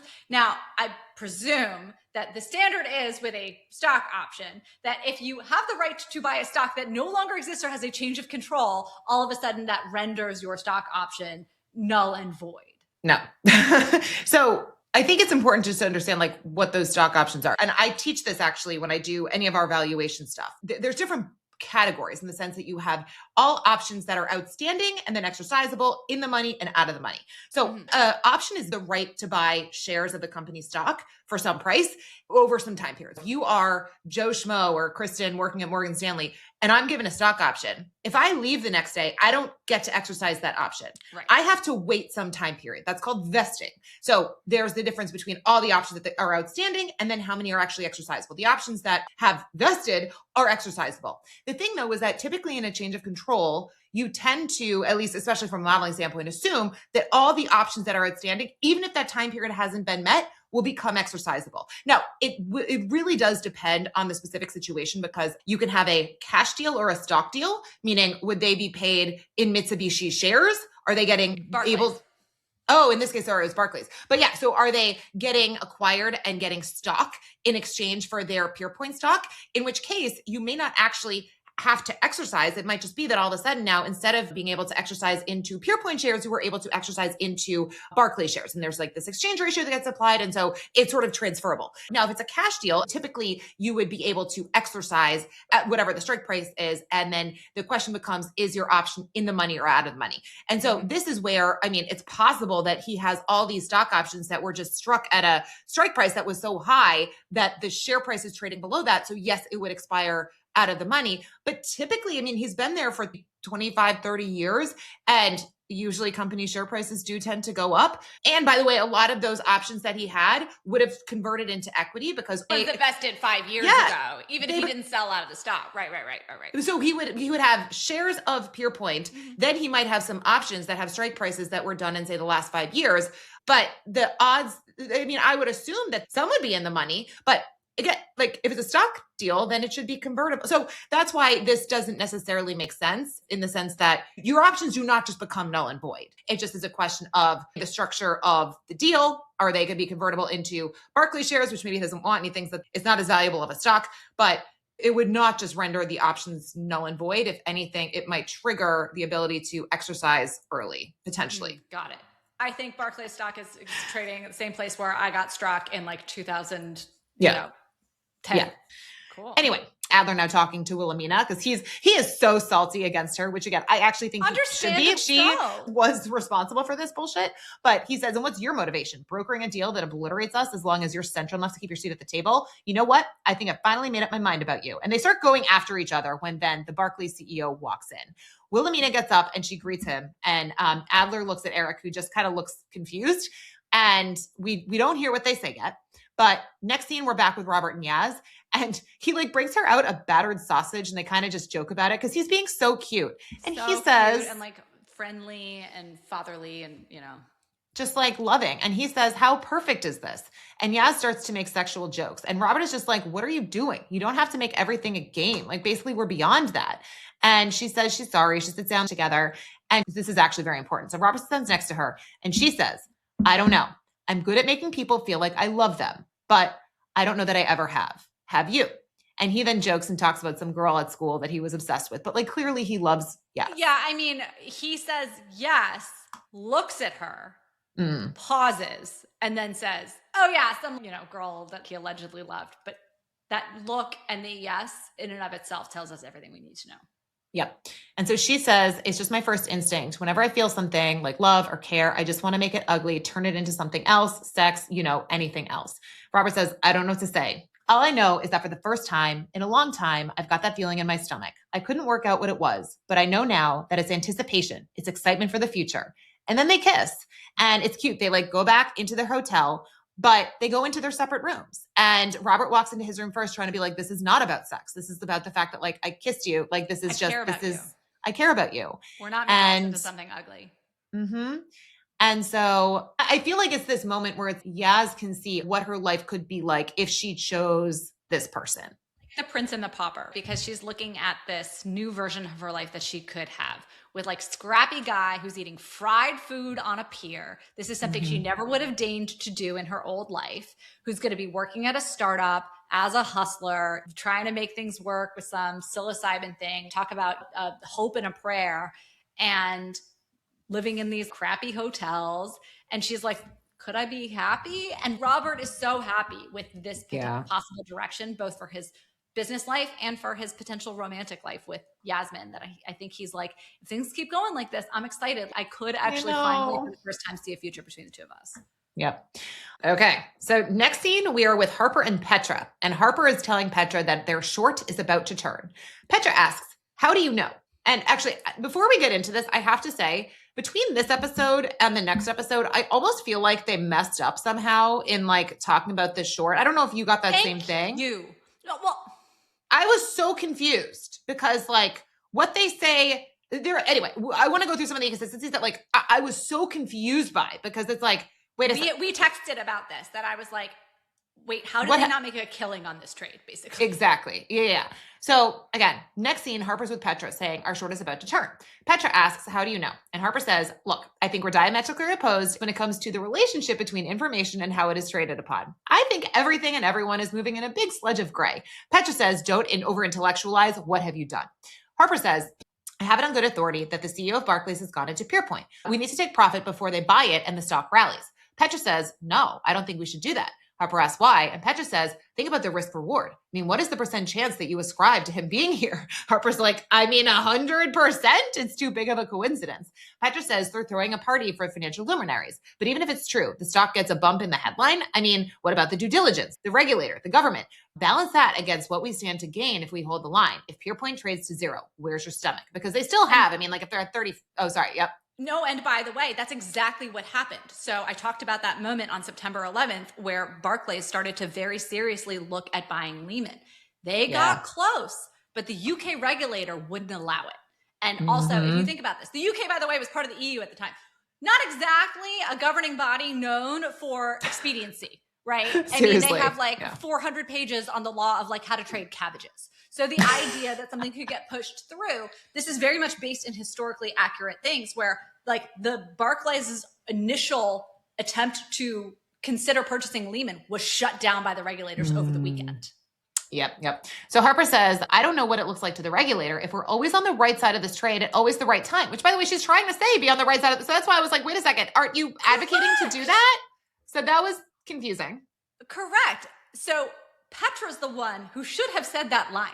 It almost felt to me, you know how sometimes when we're going through the recaps and, we'll say a line and be like, oh, that was said by someone else and it changes the meaning. I almost felt like the writers meant to have Petra say, how is it going to look to the regulators if we're always on the right side of this trade at exactly the right time? Meaning if we now take profits, as Michael Stone is seen walking into their offices. But I will say this. Now, overhearing something in the bathroom, privileged information. Seeing someone walk in off the street, like that sounds like fair game to me. Yeah, I agree. So Petra says, it's the same way that like if you're doing due diligence on something, you go and you see like, are there actual factories where they say there are factories? We won't get into Minnesota, like are there children in the daycares? But like, Yeah. Oh, that's too bad if you feel we have to cut that because that's actually really funny. It's up to you. I mean, again, that's become such a political hot potato. But so Petra says, moving forward with honesty, I know Pierpoint is terminally ill. And Petra asks how. And then she says, I overheard it in the toilet. Petra says, in Pierpoint?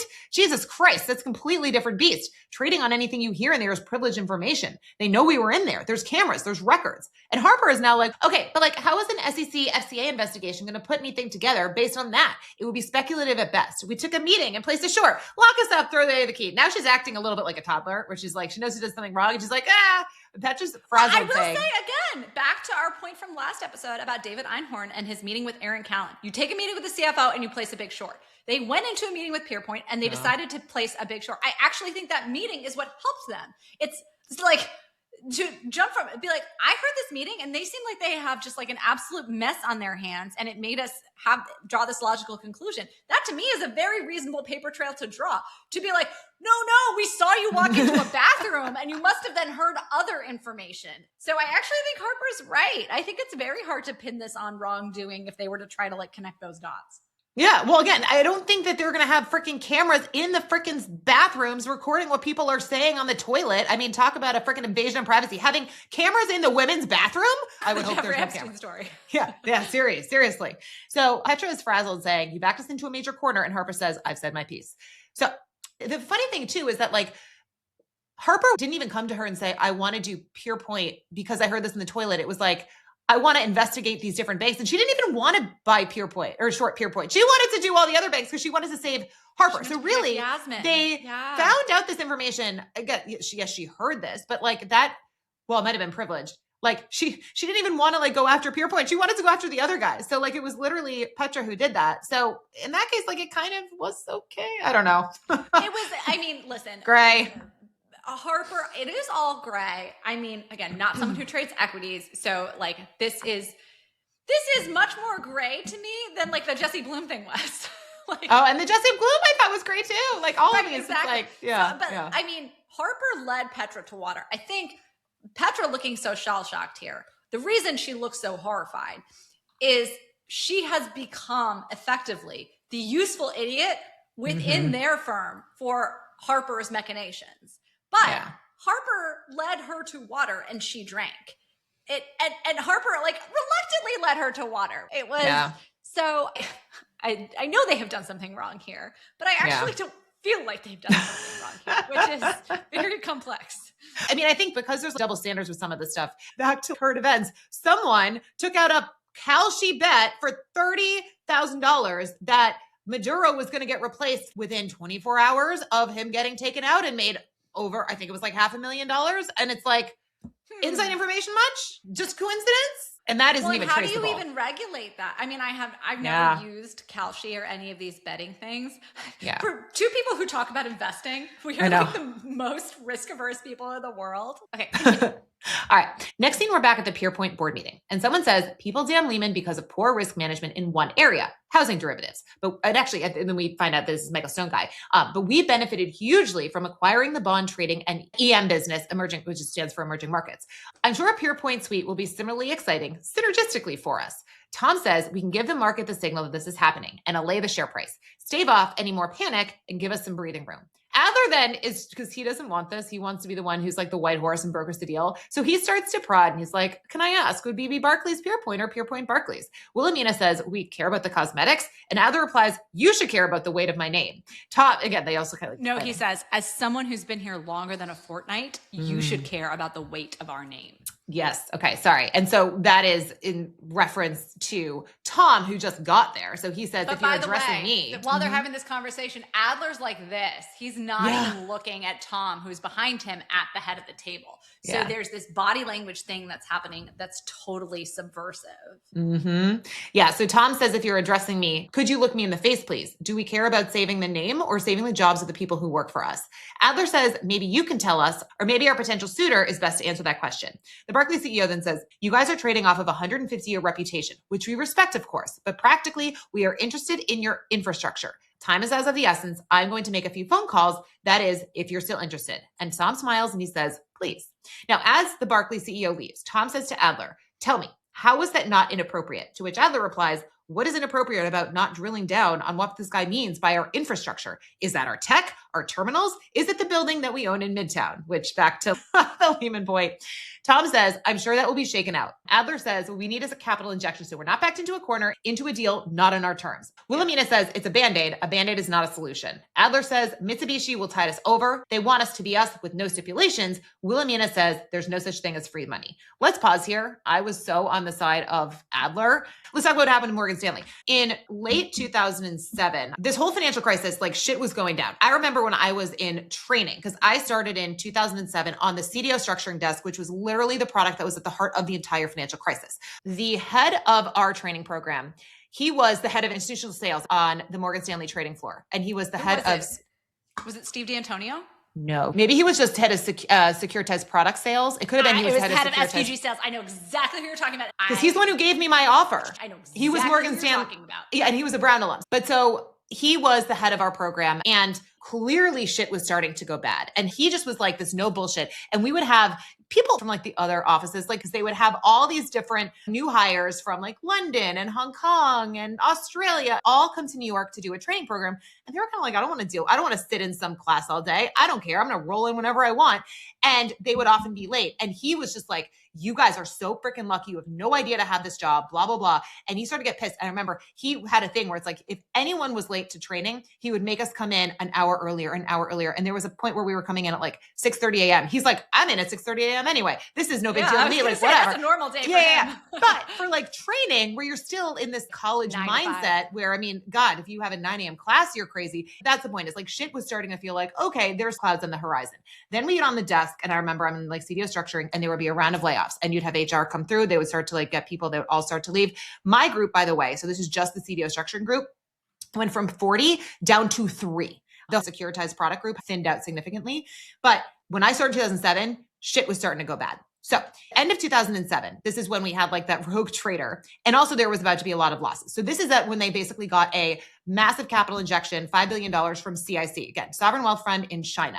And they structured this actually the same way. And I looked it up how Lehman got their capital injection as a mandatory convert. Now, that was great. They got this nice liquidity injection, and then they had like horrible earnings in 2007. Then you have fucking Bear Stearns. And then you have Lehman. Like Lehman goes down, and then there was only 3 investment banks left. Merrill Lynch, who was one of the major investment banks, got sold to Bank of America. The 2 remaining banks were Morgan Stanley and Goldman Sachs. And so everyone is basically watching them. And we talked about how the trade at the time was basically to short the stock and then to buy the underlying... To buy CDS. To buy CDS. The government put in a restriction that you could not short financial stocks, period. Not just that you couldn't short financial stocks, naked short, you couldn't short financial stocks, period, because they were trying to basically stop the bleeding.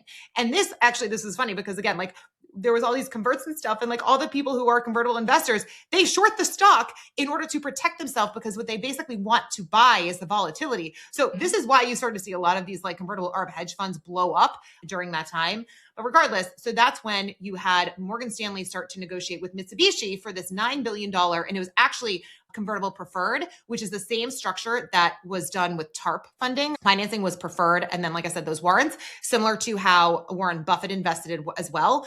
And so they signed this deal with Mitsubishi, where Mitsubishi, it was a little bit of equity, but it was mostly convertible preferred. So they raised common stock for like $25 a share. Remember, the share price was it traded down to like 7. Now, I do think that this was signed before it actually traded down, but then the conversion price was $31.25. Remember, again, Morgan Stanley share price had been like 50, 60, 70, traded down. I think it was like in the 20 range, dropped to 7 at one point when we were literally like, oh my God, we're going bankrupt, because we did have a day where everyone was just glued. It was like that day in October, but they struck it at that 35 because they were looking at this as a longer term investment with, by the way, a 10% dividend. Oh, and the other point though is for Mitsubishi, this was just like an interesting point. So in the show, they talked about how Mitsubishi would investing and getting 19% ownership, whereas in the Morgan Stanley deal, they got 21%. That 20% threshold is important for almost like a accounting governance standpoint. So Mitsubishi did get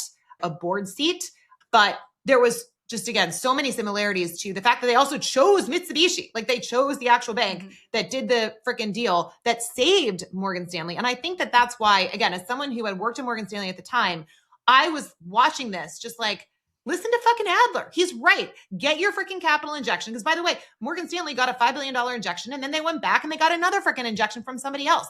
And you don't call them Mitsubishi Morgan Stanley. Like it was a capital injection. It was strategic in the sense that you had Mitsubishi wanted the expanded US presence, kind of similar to why Barclays did this deal, but they didn't buy it outright.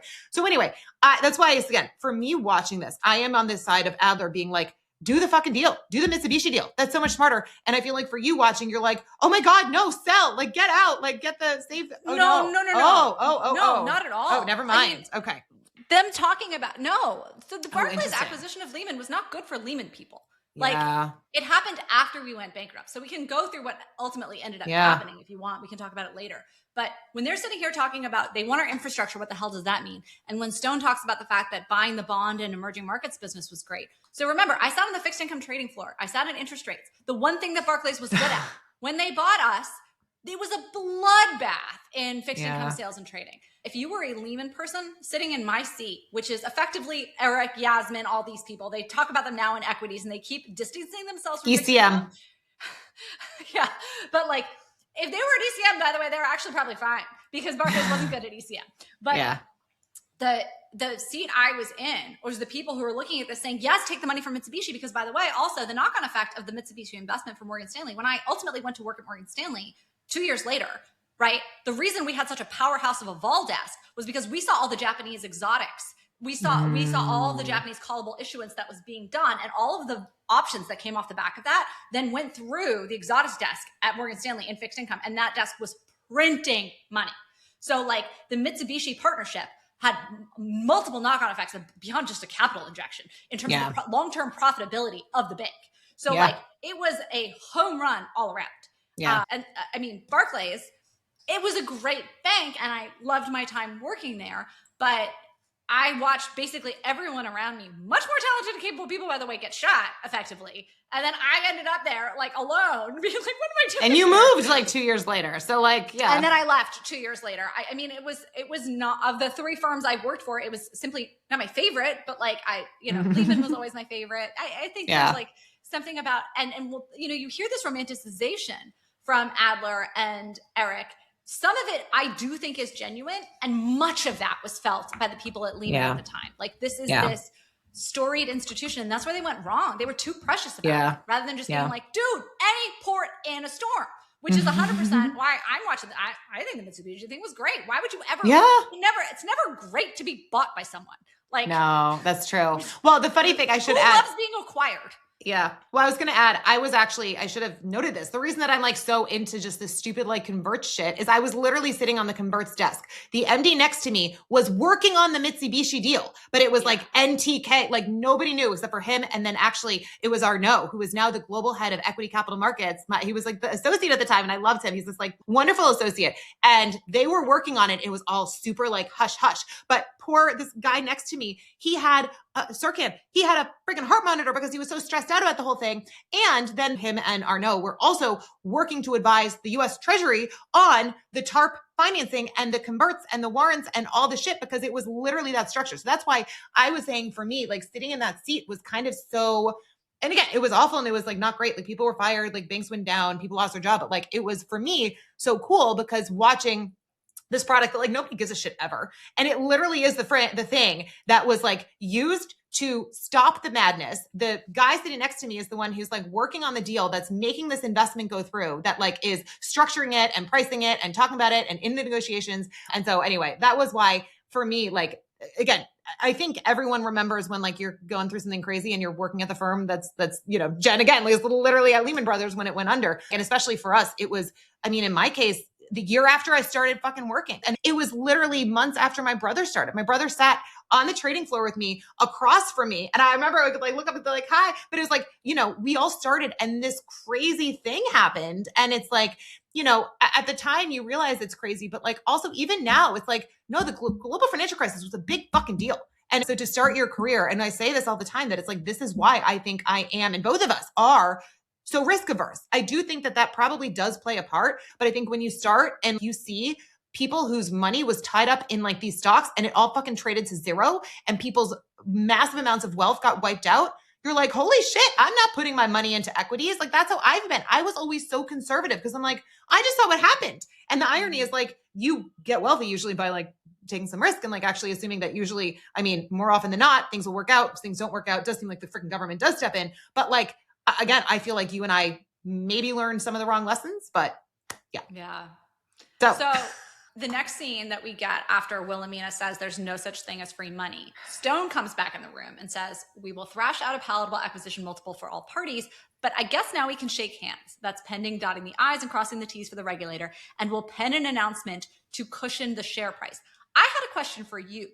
Wouldn't Barclays want the share price to fall as far as possible before acquiring the thing? Or is it like, let's stop the bleeding? It was like so the that Morgan... we're not buying an asset where like all of a sudden everyone's unwound all their positions. Well, if you look at, for example, with the Mitsubishi deal, and I remember thinking like, why are you doing it at such a high conversion price? And it was because this was looked at as a long-term investment. They were not going to be like, we're just going to like let you get screwed. We're going to invest with what we think is fair. So I think it was less about, I want to pick up a distressed asset for pieces, which kind of is like what Barclays did. They were like, this is Barclays. This is a totally different scenario that we're talking about here.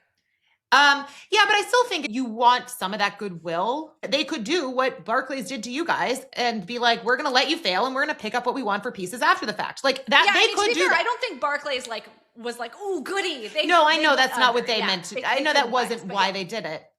But I think once people assume something's bad, I think that's, that's my read on it. They didn't want the share. It's not about the price for the acquisition purposes. It's more like, we just want to stop the bleeding in this company so that we're not buying something that no one ever wants to do business with.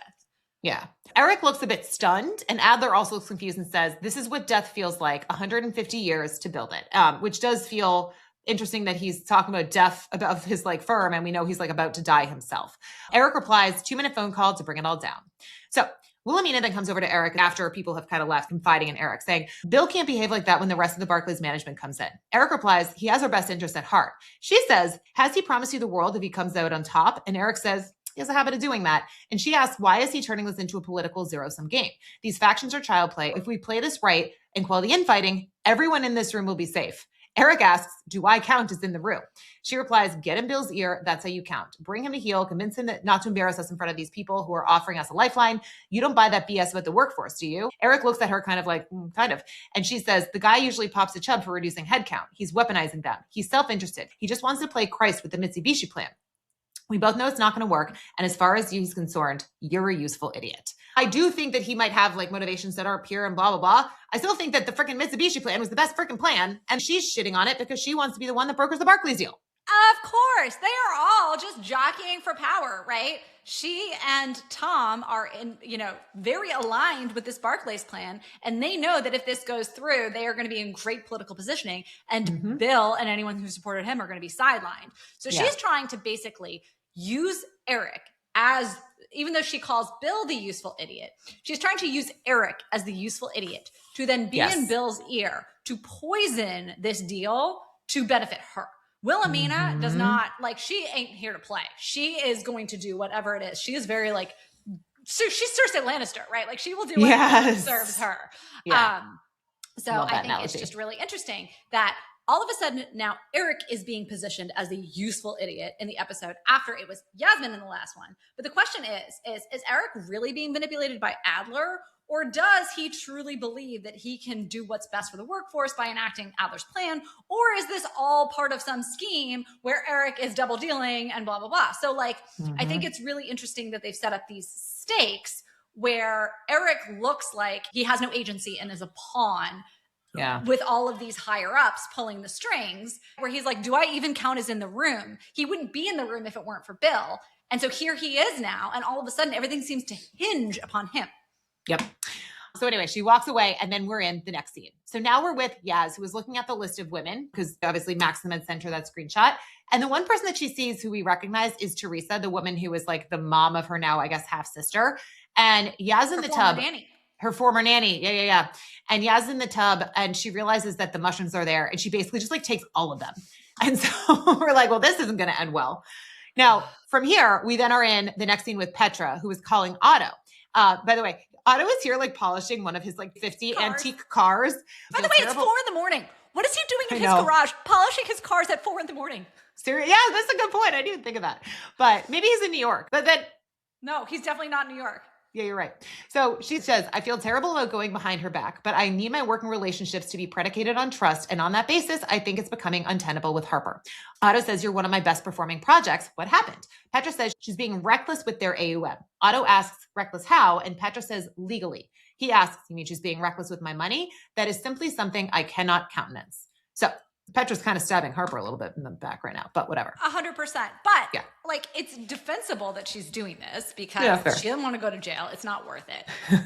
But you would logically assume from watching this that Otto's going to be pissed because this is a man who's up in the middle of the night polishing his cars. This is probably a man who doesn't want 1 cent unaccounted for. So in my mind, I'm thinking as I'm watching this, I'm like, dude, Otto's coming for Harper. Like, Harper better watch her back. Yes.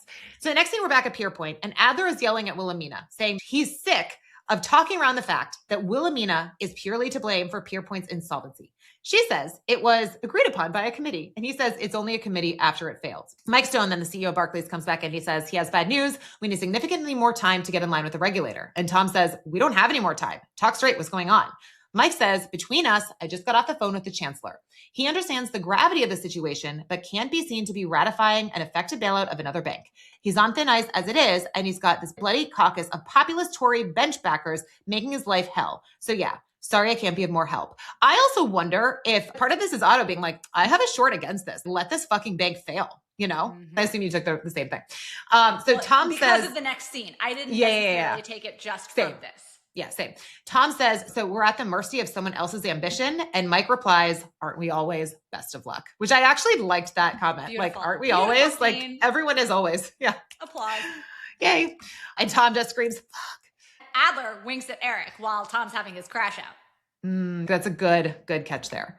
So now we get to the scene that I was talking about, which is like why we realize like what actually happened behind the scenes. So or I think what we're led to infer, which it took me to, I didn't get this until the second watch because I was a little bit confused by this. So I might need your help with this scene. Okay. So the next scene, someone says, this is what we have at the moment. And it's a newspaper article that says Barclays to buy Pierpoint 150. We then see newspaper guy, a random dude, and Aurora. She says the chancellor now looks like an ally of the financial sector's lawlessness and weak for kowtowing to a group of influential backbenchers.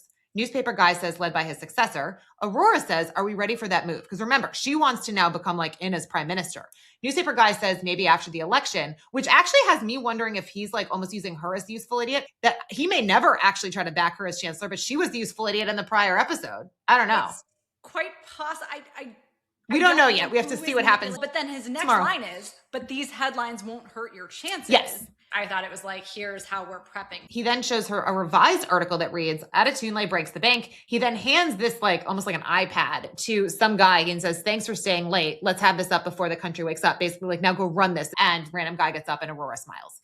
So I just want to be clear, and I may have missed this. Are they suggesting that Aurora is the one who is satisfying this populist urge to like not bail out the banks? I don't think so. Is the name of the existing chancellor? That's my assumption. What is? But they were saying we're going to turn people against these centrists. So they're going to let these centrist things over. No, is her last name. Huh. So that's why I was like, wait a minute. They're giving, and that's why these headlines matter for her. They're giving her credit for putting the kibosh on this deal. Okay. So that's what, I was a little But like, I thought she didn't have any influence anymore. She's out of power. She has stepped down from being the energy secretary. This is what I'm saying. She was on the healthcare committee. Then she's the energy secretary. She stepped down from being energy secretary. Now she's in the mix, but this is like 3 days later. She's putting the kibosh on the Barclays Pierpoint merger as like a no bailouts for banks, which is, I think, is how they're going to position her to then take power. Because she's the voice of good and reason, even though, and this is where I figured the double cross comes in effectively. It's like they are doing this to put a nice package on it for like the people who are like, no more bailouts for banks with her ascending to power while benefiting Otto Short. That makes sense. The key thing was that was her last name. And I didn't know that, so that makes sense. Just literally Googling. I don't know why I was so lazy. Sorry. To me, it didn't even cross my mind that it could have been her last name. I just thought it was like the actual guy that was in there, but this all makes sense. Okay. So the next scene, we're back at the Pierpoint trading floor. It is total debauchery on the trading floor. Yeah. Sorry. That's what there are people everywhere. Everyone's drinking, partying. We find out that Anraj is on ecstasy. Which is so not Anraj-like. It's so not Anraj-like, but there were echoes of what it actually felt like the night of September 14th, 2008. Now, this is the Hollywood version, but let's go through the scene and then we can talk about. Wait, Jen, you weren't on ecstasy? No. Rishi goes up to Sweet Pea and Anraj, who are wasted, and asks, have you sold the rest of my effing positions? Sweet Pea says, where have you been? And he makes a joke and says, I've been, whatever, doing something with the client. Sweet Pea tells him that some guy keeps calling the desk. And Rishi asks who, and she says, Vinay? Rishi's like, he's calling here. And Anraj is acting crazy. This is where we find out that he is also on ecstasy. Anraj then goes up to Rishi, all lovey-dovey, being like, you bully me because you were bullied in school. Rishi is actually sober and asks, why didn't you sell my axes? Sweet Pea says, we're not going to play Santa wrapping coal and bows for your clients. We're not going to torch a reputation in the market selling your worthless positions. Why would we? To what end? Rishi then just says, best of luck drowning, and he walks off the desk.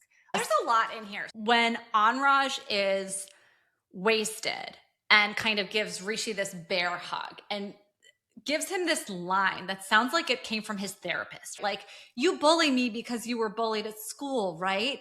It's clearly someone has told him like hurt people. And we see this thing that has been developing all season where Rishi thinks he just has banter with Anraj. Anraj is legitimately hurt by everything that Rishi says and does. And Anraj clearly wants Rishi to love him and respect him and like him and deeply cares about that father-son mentor thing. And Rishi, we see actually does care about Anraj through that initial attempt to take him with them, right?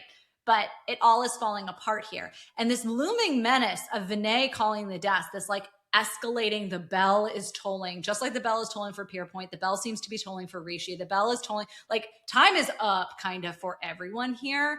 And I don't love this plot line with the gambling thing. Like I was kind of hoping they had just like left it in the Rishi episode and that it could be just like a nice little tied up with a bow and then we just never have to hear about it again. But the menace of Vinay is still very much lurking here. But I want to talk about like the portrayal of midnight on the trading floor here as things are totally going to shit and what it was actually like. So September 14th, 2008, while the government and all the heads of all the banks and the Federal Reserve and everyone are like together trying to figure out what's going to happen in the 11th hour and 59th minute, what it was actually like being a Lehman employee at the time. So remember, I come back from this vacation with this boyfriend. By the way, like the demise of our relation, like we were also like, man, maybe we should see other people and not each other. So like, you know, we're breaking, like everything feels like it's happening at once. So like, that's kind of how these things go, right? It does all happen at once. And so that day was a Sunday. I remember going to a bar and watching the Patriots play and having like an absurd amount of beer and chicken wings. So I get back to my apartment and I'm tired and I'm in my pajamas and I'm like still kind of drunk from being at the bar. And I'm sauteing vegetables in my pajamas.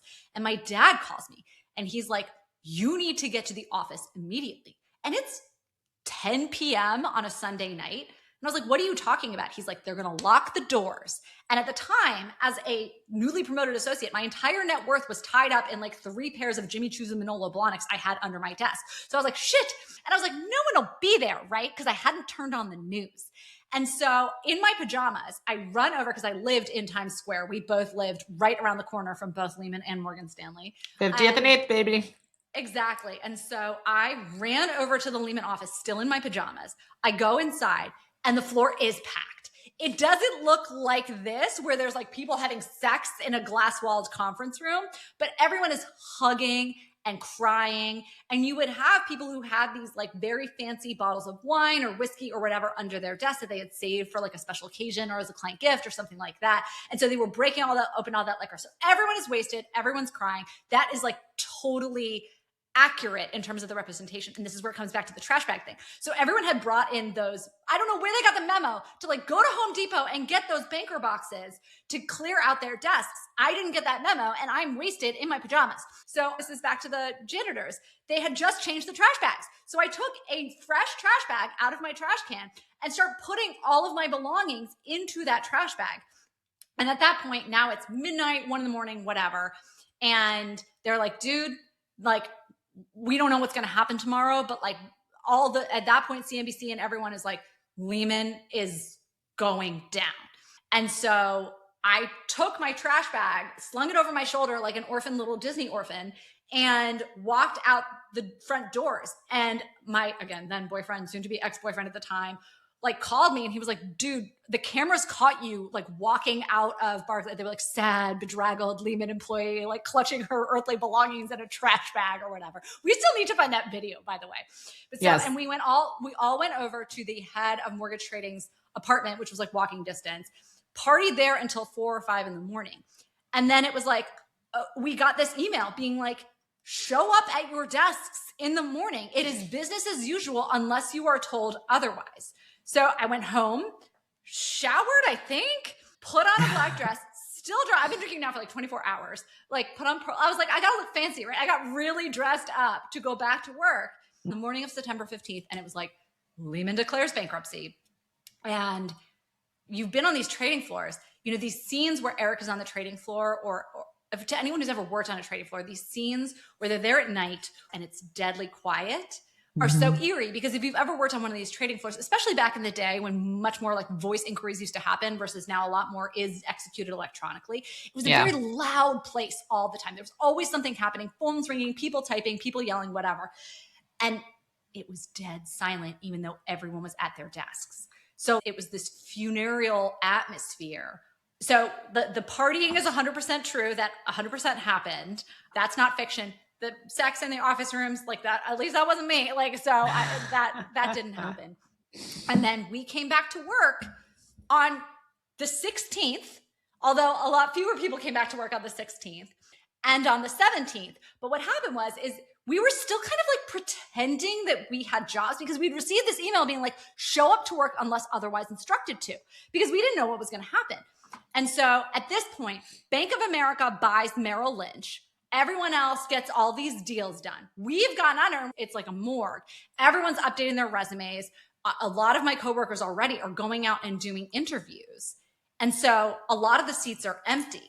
And we're sitting there on the morning of, I guess it was Wednesday, September 17th, it must have been. I don't remember this timeline. I had to like look up the dates and I was like, it was only 48 hours later.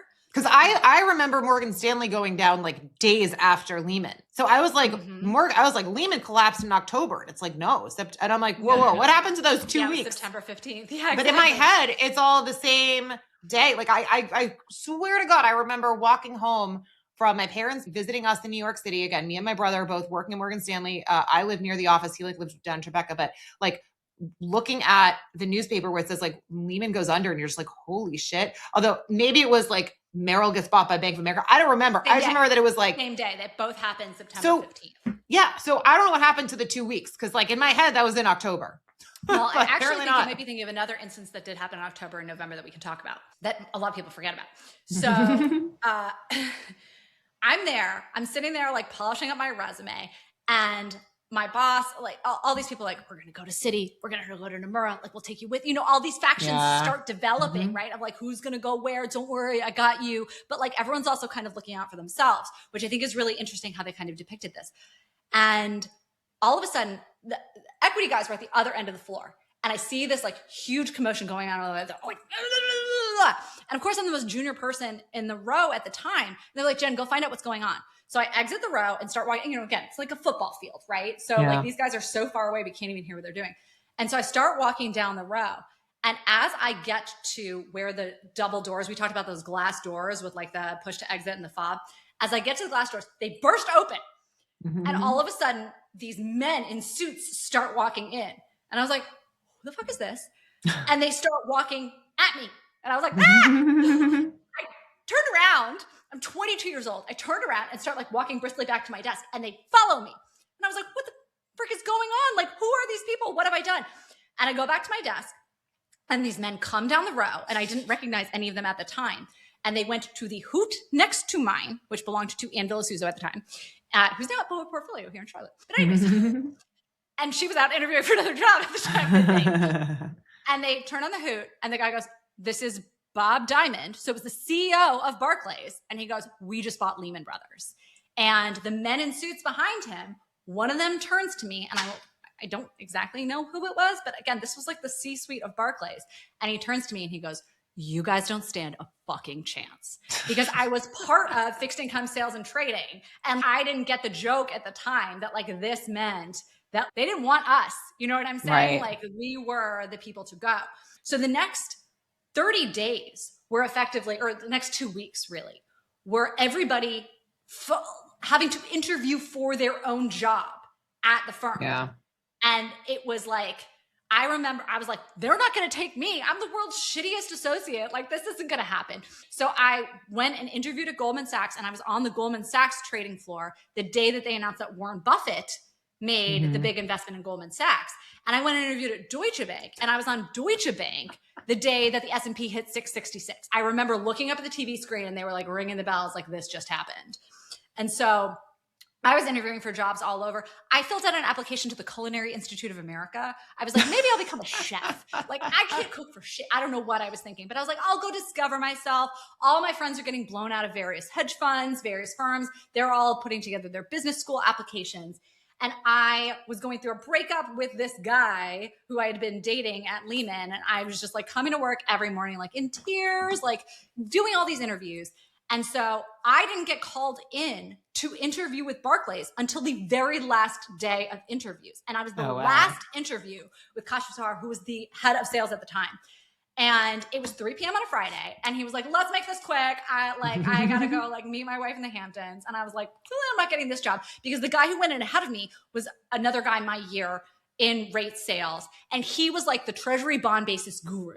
And I was like, oh, I got to follow him, like Mr. Genius, who's a treasury relative value expert and should be running his own hedge fund. Like, I don't stand a chance. So I went in assuming I wasn't going to get this job and just was like, yeah, whatever. And we ended up talking for 3 hours. He took a phone call with his wife during the interview, by the way. Like, I was like, can you just hang a second? I want to keep chatting. And then like took a call with his wife, then hung up. Then we kept chatting. We chatted from 3 p.m. until 6 p.m. At which point he was like, I missed my train to the Hamptons or whatever. Like, Yeah. And so I got the job.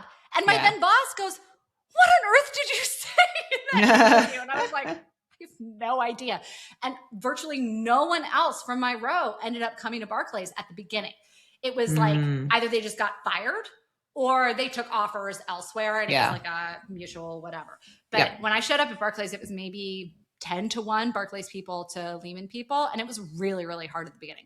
But anyways, that is what it was actually like at the time. So it was, dare I say, even more dramatic for a regular human being like me than they're showing in this. Well, but in fairness, I mean, not to give away the spoiler, they don't actually go bankrupt. So I think that's, you know, they basically are Morgan Stanley. That's why I'm saying Pierpoint is Morgan Stanley. They just don't end up going with Mitsubishi. And actually it's not because it's like Morgan Stanley was like basically saved.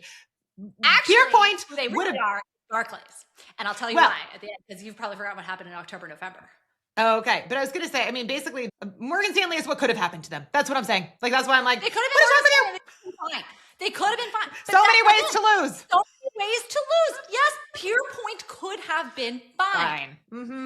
So, all right. So the next scene, we're back over the Pierpoint board meeting and someone asked what time it is. And they say it's 4 a.m. So there is 10 hours until the US Open.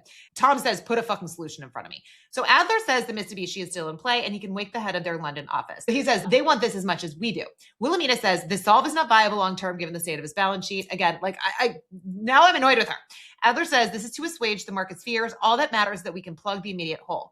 Tom says, why do you keep talking when the value of our deals is less than zero? But I guess he changes his mind. No, he's saying this to Wilhelmina. Oh, got it. Tom is totally soured on Wilhelmina at this point. Okay. Because got it. his great idea of Barclays is now shot down. Yes. Wilhelmina did get them into this mess. And he's like, dude, enough of you, right? Okay. Like, stop. Got it. That makes more sense. I'm like, why is he saying that? Because then he doesn't about face where I thought he did, but actually this makes complete sense. He says, we need to pivot. Mitsubishi, wake them up, get them in the room. And Adler snaps up and he's like all excited. And he like goes and he speaks on the phone in Japanese and he says it's done. And he like looks at Eric. We then see Adler saying, it's a good thing that Tom said, yes, I soft launched this to Mitsubishi's European Executive Committee already. They're going to come with terms that Tom finds attractive. Okay. Now they're going to come with terms that Tom finds attractive. I've prepped them on the financials, so let's take a fast 20, call an associate up in IBD to triple check the numbers in the deck. No missteps. Eric says a fast 20 still takes 20. But I mean, this is so true. The numbers being right, and we saw this actually in the very first episode with our poor friend who dies, but the numbers being right in a meeting like this is of paramount importance because it can make or break a deal. Culturally, with a Japanese bank, yes, there are significant cultural differences between Japanese investment professionals and American. This is one of the things that they prep you on, right? Like how to accept a business card properly, like how to do all these things, and respect those cultural differences because they really do matter. Yes, but again, it's like culturally at IBD, you do not make a mistake like this either. Now, in the next scene, we're back with Robert and Yasmin. You hear someone screaming out. And so Robert barges into the room and she's just like bleeding and saying she wanted to make a cup of tea. Robert is like, what have you done? She's totally out of it because she's taken all these freaking mushrooms. And she keeps saying, do you think I'm a bad person? And he's like, you're not a bad person. She's like, tell me I'm allowed to want to do bad things. And Robert's just like, what are you talking about? And she tries to seduce him and he just is like, stop. Like, he's like, stop. Like the way that you would tell a toddler, like, stop. And she makes some like gross comment about Henry and Robert's just there, just like hugging her, like, calm down. Again, it reminds me of how you would be with a toddler. It's like, you're like firm. And then it's like, you just like give hugs, it's just like you try to calm them down. I feel like he is just, to your point, being so parental and like just comforting, but stern. Like he's so wonderful in this scene, or not in the scene, but in this whole episode. Like he is just so wonderful to her. Now, next scene, this is like one of the important ones. We're back at Pierpoint, and Eric and Tom are like next to each other in a urinal. In the men's bathroom. The men's room. Important scenes happen in the bathroom. When you see a bathroom in industry, you're supposed to pay attention. Yeah. Tom says, Bill's told me that you've been here for 30 years. Aren't you bored? Tom says he's been dropped into a number of these restructurings since obviously like he was working at Bain. He says they all have their own mythos and history, but ultimately they're corporations. Eric says, not the people. The people are different. Tom says, are they really? There's a self-centeredness at the heart of Bill's romanticization of it all. Honestly, actually, you know what I just thought of? I wonder if part of it is like he feels like if he can save Pierpoint, like he can save himself. Yes. He is fighting so hard because he has cancer and he wants to make it. And him making it is Pierpoint making it, Yes, no, think about how they structure these good bank, bad bank deals. They literally talk about it cutting out the cancer, right? Bill has a malignant tumor, right? There's a malignant tumor within this bank. The question is can it be excised? And who is it? Right? So it's no mistaking that here. I totally agree. Yeah. So false heroism. Do you think there's room for nobility in there? And he zips up and he goes and washes his hands next to Eric. And Tom continues, I was hoping Bill would be my mouthpiece to the wider Pierpoint family, but he seems like more of a problem than a solution. Eric is like drying his hands and kind of thinking. And Tom says, you aren't a romantic, are you? What do you believe in? Eric says, I don't. And at this point, by the way, when someone says, what do you believe in? There is that famous speech in Bull Durham that Kevin Costner gives. And like, oh God, like you've got to go back and watch Bull Durham. We like talked about this after we met Kevin Costner. Like I know, but I still have never seen it. One of the best movies of all times. And so immediately that cues up, what does Eric really believe in? And I think this is where it all comes out. And so Eric says, I don't believe in anything. I believe in the trade, when it works, when it stops working. Tom says, by the way, nostalgia is only useful when you're selling something, and he walks out. Now, I'm just curious. This was the speech that Eric was trying to give to Yasmin in the steak restaurant. Because I went back and thought about that, right? It's what do you believe in? Because now is Eric's chance to say what he has learned about himself in the last 3 seasons. He believes in the trade. He is practical. And last week he was talking to Yasmin and he was like, desire is practical.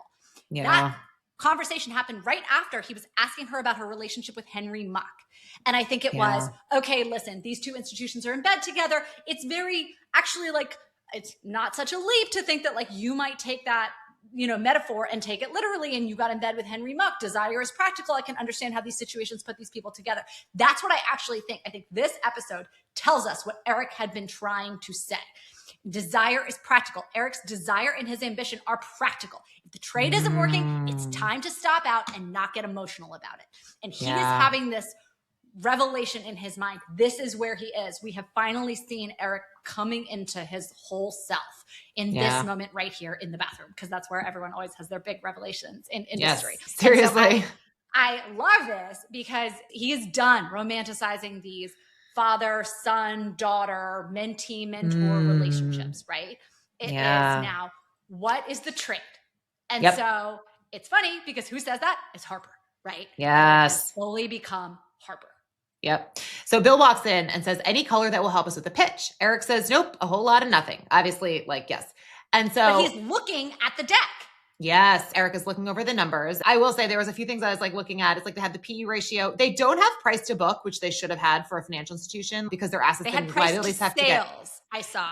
Yeah, price to sales is, I mean, again, like it's fine that they have some of these numbers, I guess, but you're like, saying it's wrong. I was so excited for you to break this down. Well, the price to book value is the main metric that banks trade off of. That's book value of equity. Like you have the market value of equity and the book value of equity. The price to book value for most industries is a meaningless, worthless number. But for a bank, because the assets and liabilities get marked to market every quarter, then the price that you are trading relative to that marked to market equity value is actually meaningful, and fair value is around like 1. But so you would typically have price to book for a financial institution. So I did think it was like slight oversight that they didn't have that. They did have, to your point, PE ratio, price of sales. I was annoyed that they had like a negative for the negative number. It should be like in parentheses, again, all these little things. But Adler asked, deck look good to your eyes? And Eric says, perfect. I'll see you out there. But you can tell he's looking in the mirror, totally deadpan when he says perfect. And he almost looks terrified. Yeah. So the next scene is the meeting with Mitsubishi. You see the people walk in and you hear the phone buzzing. It's Eric's phone. And he says that he needs to take this. I tried so hard. I zoomed in. I did everything to try to see the caller ID and I could not see it. Yeah. I mean, we find out who it was, but like, Yeah. And so Eric walks out to take the call. Adler is walking in and it's like, where are you going? And Eric's just like, I have to take this. So as he answers the phone, he says, thanks for calling me back. Sorry, it's early. Bill Adler told me about the connection that landed you on my desk. Can you flesh that out for me a little? And so we found out who. Like it's the guy who has been placed on his desk so mysteriously. The first time I watched, I didn't make that connection. I wasn't watching that closely. So when at the end he walks, I'm like, holy shit. So then from here, we go back with Yaz and Robert and they're checking out. And the woman that Yaz thought was hitting on Robert is there. And she's like, sees like, Yaz bleeding and asks if she can get a bandage. And as she turns around, she has, I feel like we kind of call it a tramp stamp here in the US where it's like you have a tattoo in your lower back and it just says Libra. And Yaz makes the joke, like, reckon she's a Libra. Robert just ignores her because again, this woman is being like lovely to her and she's just like being a bitch. And Yasmin is being cruel to her again. Yeah. He says he threw in an extra 20 quid for the busted kettle and then says cheers. And she wishes them a safe trip. But to your point, she's like being like lovely. All of Yasmin's interactions throughout the episode thus far have been her being her worst. She is so unnecessarily cruel to this other woman. She keeps trying to blow things up with Robert. She like thinks that she still acts like she's operating from this position of power and leverage. And like, she is not nice to other women when she feels like they're coming from her stuff. She feels like this woman is somehow threatening her with Robert. And she thinks that there's this like flirtation and being cruel to her. And she's just straight up being awful. Yeah. All right. So the next scene, they're back at the meeting with Mitsubishi. And Adler says, our proposal is that Mitsubishi Financial Group, MUFG, invests $9 billion in Pierpoint for a 19% interest in the company on a fully diluted basis. Now, one of the Mitsubishi like pulls out a Red Bull, which is like just under the seat. Because by the way, they've like been hinting that like it's ripe in the room, like it's gross because like they've all been in there. And it smells like a bunch of like guys. Like they were like and everything. Exactly. But there's like a Red Bull can right under. So like obviously kind of grossing out the Mitsubishi guys already. Just not a good look, especially culturally. No. Adler is like, oh my God, how did that get in there? And Adler goes on to say, our friends at Mitsubishi are the best partners we could have. They have enough dry powder to buy up our distressed debt and support the other assets on our books. And they want us to be us. They have reverence for our name. And one of the guys at Mitsubishi says, we want to build Pierpoint back to what it could be in its 150th year. Eric says, we expect a very healthy ROI for you on a decade-long horizon, which by the way, Mitsubishi had said in the Morgan Stanley thing that they expected to like be invested for 10 to 20 years. So I just want to say that. But of course, apologies for the small inaccuracy on page 12. And Adler makes a face like, what? And they all turn to that page. Someone says, because of course you say that and everyone's like, what inaccuracy? Now I got to go find it. Someone says, what reference? The Mitsubishi guy says, I assume this reference is linked incorrectly. It looks like you are linking to enterprise value instead of equity value. It is causing a 15% decrease in the true PE multiple, which again, that is not the multiple that you would talk about for the bank, but that's okay, which would otherwise be 7.6 times, well below the peers. Okay, so what does this mean? We literally did a reel today where it was talking about like the value of the entire firm versus the value of just the equity. So like when you think about the different types of multiples, there's enterprise value multiples and equity multiples. So when you're doing a equity multiple, I always use the analogy of like, you need to be compared as apples to apples. It should be like equity to earnings per share, to net income, to anything that is available to just the equity holders, versus if you were doing a enterprise value multiple, then it should be relative to sales, relative to EBITDA, relative to EBIT, basically anything that is available to all capital holders, including the debt holders, preferred, et cetera. And so a mistake would be you are basically using in the numerator, the enterprise value, and then earnings in the denominator. But again, typically when you're doing this, there's a difference between the share price and then the grossed up equity, and then the total value of the entire firm. There is no concept of like enterprise value per share. That is not a thing. So I don't know how you would get to like an enterprise value on a per share basis, because that's like, because with the P multiple, it's literally share price over expected earnings per share. To accidentally pull like the enterprise value in the numerator when it should be a P multiple and it's relative to earnings per share, like that's not something that you would typically make a mistake by. Got it. Does that make sense a little bit? Like I have to like write this up, but it does. No, I was so excited about. I was like, oh yay, we get a chance to talk about like the stuff that we all the dorky time, like, stuff. talk about is the yes. So the PE multiple again, they said was 8.9, and then the correct number apparently should be 7.6. Mm-hmm. So what they then say is, if you want to get into it, Adler then says, "I'm so sorry we missed this. That's like a 2 to 3% uplift in IRR." And then Tom pipes in saying, "So what does that mean?" What I thought they were trying to say is basically, "Hey, listen." You are buying a 19% share in something that's worth 15% less than we originally said it was. Therefore, if you get to the same outcome in 10 years that we've projected out, which we don't see, you actually get a higher rate of return because you bought lower to sell at the same level. Is that not correct? I guess you could do it that way, where you're like, you invest $9 billion, you're going to own it for some time period. How much are you going to sell it at the end? Now, I guess to your point, maybe it's like, you're valuing what they're selling it for at the same multiple, but that would be like the world's most basic, like you would be doing multiple analyses. You're not gonna be like, well, I'm just gonna slap the P multiple call a day. Like you're probably doing a little more robust analysis. I don't know. So that's not really like how you would do this analysis. We're fudging a little bit here. What Adler is trying to say at least is, hey, this deal is even better than we thought. So many ways to lose. So actually that's a good point. It's the IRR is even better for you. Correct. That's what I'm saying. That's what I took this to mean. Yeah. After what we know will be a mutually beneficial relationship. And Adler is just so fixated on the fact that he possibly missed this. He goes, how could I have missed this? It's sloppy, Eric. And it's like, Eric's kind of like, stop calling attention. But he's like, it's fine, Bill. It's fine. Leave it. It's late. It happens. It's just a book. But also like Eric has totally like, thrown him under the bus by like pointing it out in the first place. Adler says, that's a huge decrease in the valuation. How did I not spot it? And Eric says, Bill, you did spot it. Adler's like, what? Eric says, we ran through it about an hour ago. I raised it to you again in the bathroom just now. Adler just looks around and he's like, huh? And Eric continues and he says, you said it wasn't a deal breaker in the room, that they know what the numbers are already, which they do. We can move on. And Adler is like, that didn't happen, did it? And Eric says, and he's like, kind of like, it's not mission critical here. But again, he's being such a jackass. Adler says, no, it is. When did we discuss this? I don't think we did. I don't think we did. Did we? Maybe I'm just misremembering. And Tom says, I think you can move on. And Adler says, no, you have to understand. It's very important that I didn't misremember. And Tom says, Bill, what's going on? Eric holds his hand and says, Bill, Eric there's reaches no over shame. Tenderly and grabs his hand. Yeah. When he says, hey, Bill, there's no shame.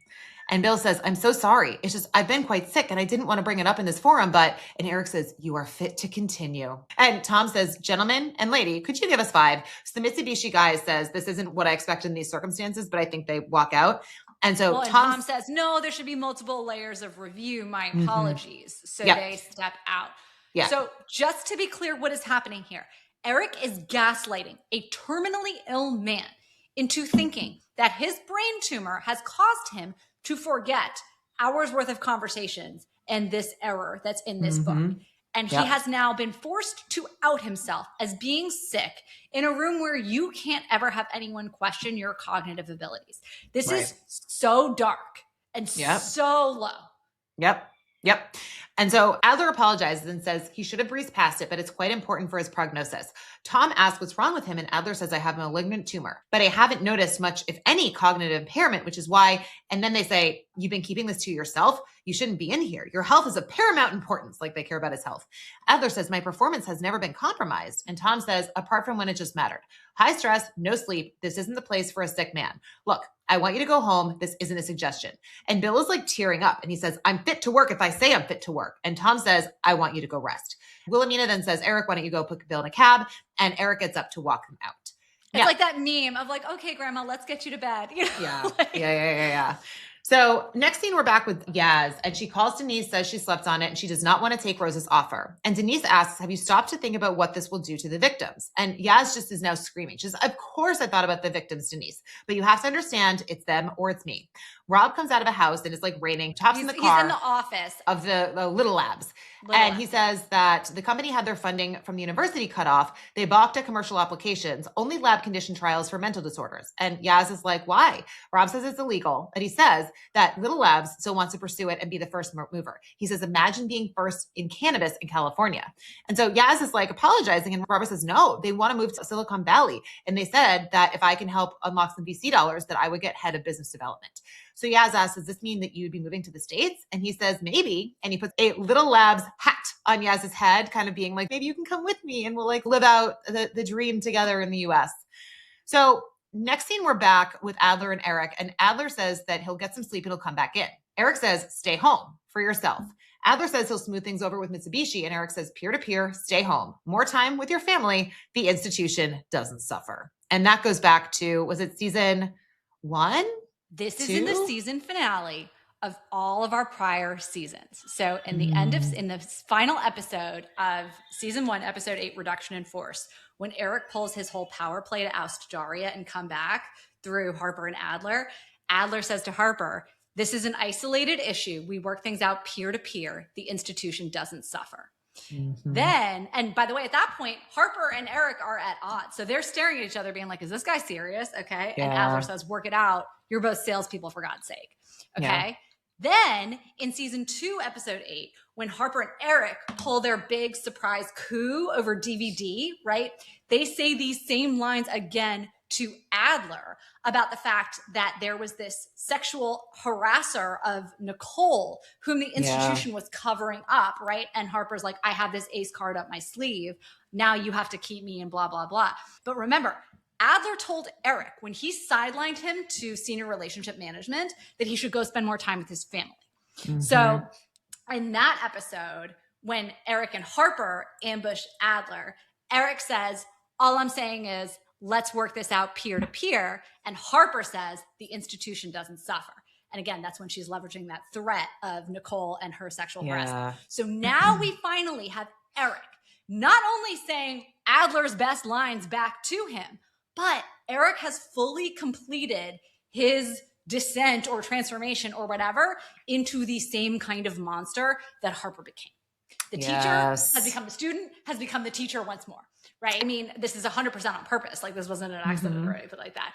And Adler is looking at the elevator, hears this and realizes that Eric backstabbed him, that he totally gaslit him. He realized, it's like this moment where he realizes that Eric was the killer all along, right? Yeah. And he says, you made me distrust my own. And then he says, for what? And he looks like he's about to cry as the doors close. And we get this moment where we see Eric. He takes a deep breath. He turns on his heel and walks back. So Eric has fully accepted what he was willing to just do to this man. And again, Adler's no saint by any stretch of the imagination, but this is pretty bad stuff. Yes.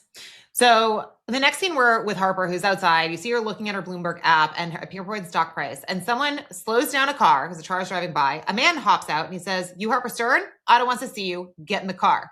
Harper's like, now? The guy goes, you'd prefer it. She sort of slowly takes a drag of her cigarette and then she hops in. Now, from here By the way, I'm like afraid for her safety. This is like how Vinay came to Rishi's place of work. I was like, are they going to put a bag over her head? Like I was like, what are they going to do? Is Otto Masta going to kill Harper? Is that how the season's going to end? Like, oh my God. So from here, we then go back to the Pierpoint war room and Eric sits back down. Tom says, I hope he's getting at the head of the table. Oh, you're right. Yeah. So Tom Eric sits down. and Wilhelmina are over on the side.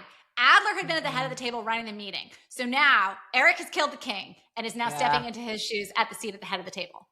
And so Tom says, I hope he's getting the care he needs. I've heard that tumors can have certain neurological defects that pertain to people's willingness to take risk. Wilhelmina says, while I take some responsibility for my bullishness on ESG as a concept, Bill had the underlying relationship with Debt Syndicate from his bond trading days. He was the one pushing their appetite for risk.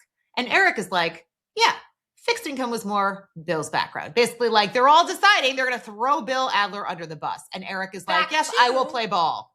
Back to Rose, by the way, who's like, oh, we can't just pin this on a dead guy. There's literally a dying man, and they're saying, why don't we, instead of pinning all of the ESG failures on Wilhelmina, who did it? And by the way, this whole thing of like, oh yeah, Bill's a bond guy. Like you're not, Eric, by the way. Yeah. Like, don't even get me started how you talked about your days on the bond trading desk at Solomon Brothers back in the days. But anyways, like neither here nor there. Yep. I mean, this is just... So Tom says we can't let someone go because of their declining health. But Eric, as the closest to him, if you think an indefinite period of absence would be in his best interest, it is something our executive committee would be willing to consider. And Eric says he seemed a little out of sorts, which by the way, like actually he has, but I mean, he has. Eric acts like he's just coming to this realization. Like, oh yeah. Oh, like I didn't know that he had a tumor and I didn't know this all along. Philip says, well, I respect the rules of the game. I find, and by the way, Philip, the guy who was actually the one who's like this dumb ESG bullshit, like whatever. But then he's the one who has like the moral like compass a little bit. He says, well, I respect the rules of the game. I find pinning this all on a sick man morally unconscionable. But tomorrow's more important than yesterday for Pierpoint. And so they all look around and Tom says, so fuck him then, right? As he like takes a bite of something. And then he says, is Mitsubishi worth pursuing? And Eric says, it's a Band-Aid. Philip was onto something when he told us we should be looking towards the Gulf. So I brokered an introduction. And then Ali, the one who was on the desk, like he was the one who was speaking in Egyptian Arabic. We didn't know his name, blah, blah, blah. He walks in and Eric says, Ali, it's Pierpoint's anniversary. How would you like to buy a piece of history? And he is flanked by this room of men in suits. So it's very clear that this Gulf money is coming in. Now, of course, having told the whole story of Barclays buying Lehman after they went bankrupt, the only missing piece in that story is how Barclays then had to be bailed out just a month later by Gulf money. So if you'll recall, like literally basically like the day I showed up at Barclays, we then had to be bailed out. So Qatar and Abu Dhabi then rescued us in like October, November. So no one was like out of the woods, right? And Barclays didn't get hurt money and they weren't an American bank, right? So basically they tried to do this like further round of capital raising and Qatar ended up buying a 12.7% stake in Barclays, and the International Petroleum Investment Company, IPIC, I think that's what that stands for, they invested something like another $5 billion in instruments, giving them a 16% stake. So this is that Gulf money coming in and rescuing the Barclays, Lehman, everybody. Now, it feels like more of a salient storyline in 2025, 24 when this aired than it would have in 08, right? It didn't have that same ring where now this is something that we see so much more of and they're always part of the headlines and whatever. But this is tale as old as time. And like this actually did happen where the Gulf came in and rescued Barclays after they bought Lehman. So like, you can imagine too, I'm like sitting there, I'm like, not again. Like, I just got my job, for God's sake. I just got a job. Like, we didn't bail out again. But listen, this was, I mean, A++. And like, you didn't even mention, I mean, the Rage Against the Machine song playing as like they come in the door and like Eric pulling off this masterful coup. I have been so excited for you to watch this episode because we've talked about how I had watched through season 3 and Jen has been watching in real time. And I remember when I watched this and I was like, Jen, I can't wait for you to get to this episode. I am so excited. So this, by the way, we have broke a record, 3.5 hours. We will see how long it is when this all shakes out. We can quickly do bullish and bearish. I mean, I am bullish on, seems like Eric right now. Yep. And I am bearish on Harper because she seems like she's about to like possibly be killed off, but like, you know. Also, for the first time, I'm actually bullish on Robert because it seems like he's finally going to get out of the world of industry and he's going to go off to VC land and a startup and like have a nice life in California, right? Which is, he seems like he belongs there. Best case scenario for sweet little Robert, who did not belong in the world of industry whatsoever. Yasmin, I'm bearish on. Harper, I'm like worried for her safety. Yeah. We're still kind of worried for Rishi's safety because Vinay is still after him. Yes, or not. Yes. So I'm so excited to tackle the season finale because during the whole Lumi plotline, I was like, people are talking about this is the best season of any show. Like, what's happening? And now I'm like, I'm so bought in. I love this so much between the Rishi episode, the like Harper starting a hedge fund, the Rishi episode, and this episode. And the one immediately before this, which I like forgot to mention. It's so funny. I saw Liquidity commented something that was like, I don't even know what this show's about anymore. And then someone else goes, there's no finance in season 3. And I'm like, what are you talking about? There is like finance up the wazoo. So There's so much like really cool stuff coming up. If you are listening on the main feed, if you are listening on the industry pod, welcome. Thank you for being here. We are starting a separate Instagram account dedicated to the podcast. I think we have like 3 followers right now, but we will be starting to post some dedicated content there just because I assume a lot of people that are interested in industry don't necessarily give a shit about like all the other random stuff that we post in terms of like, what is the one year forward rate on, or like is the, sorry, maybe you want to understand episode 1 of season 1 of industry, you better know what the 1 year forward rate is. But guys, thank you so much for all your support. We are so freaking pumped. We will be caught up by the time season 4, episode 1 premieres on Sunday, January 11th. So use us to binge, enjoy. We'll see you next time. Bye.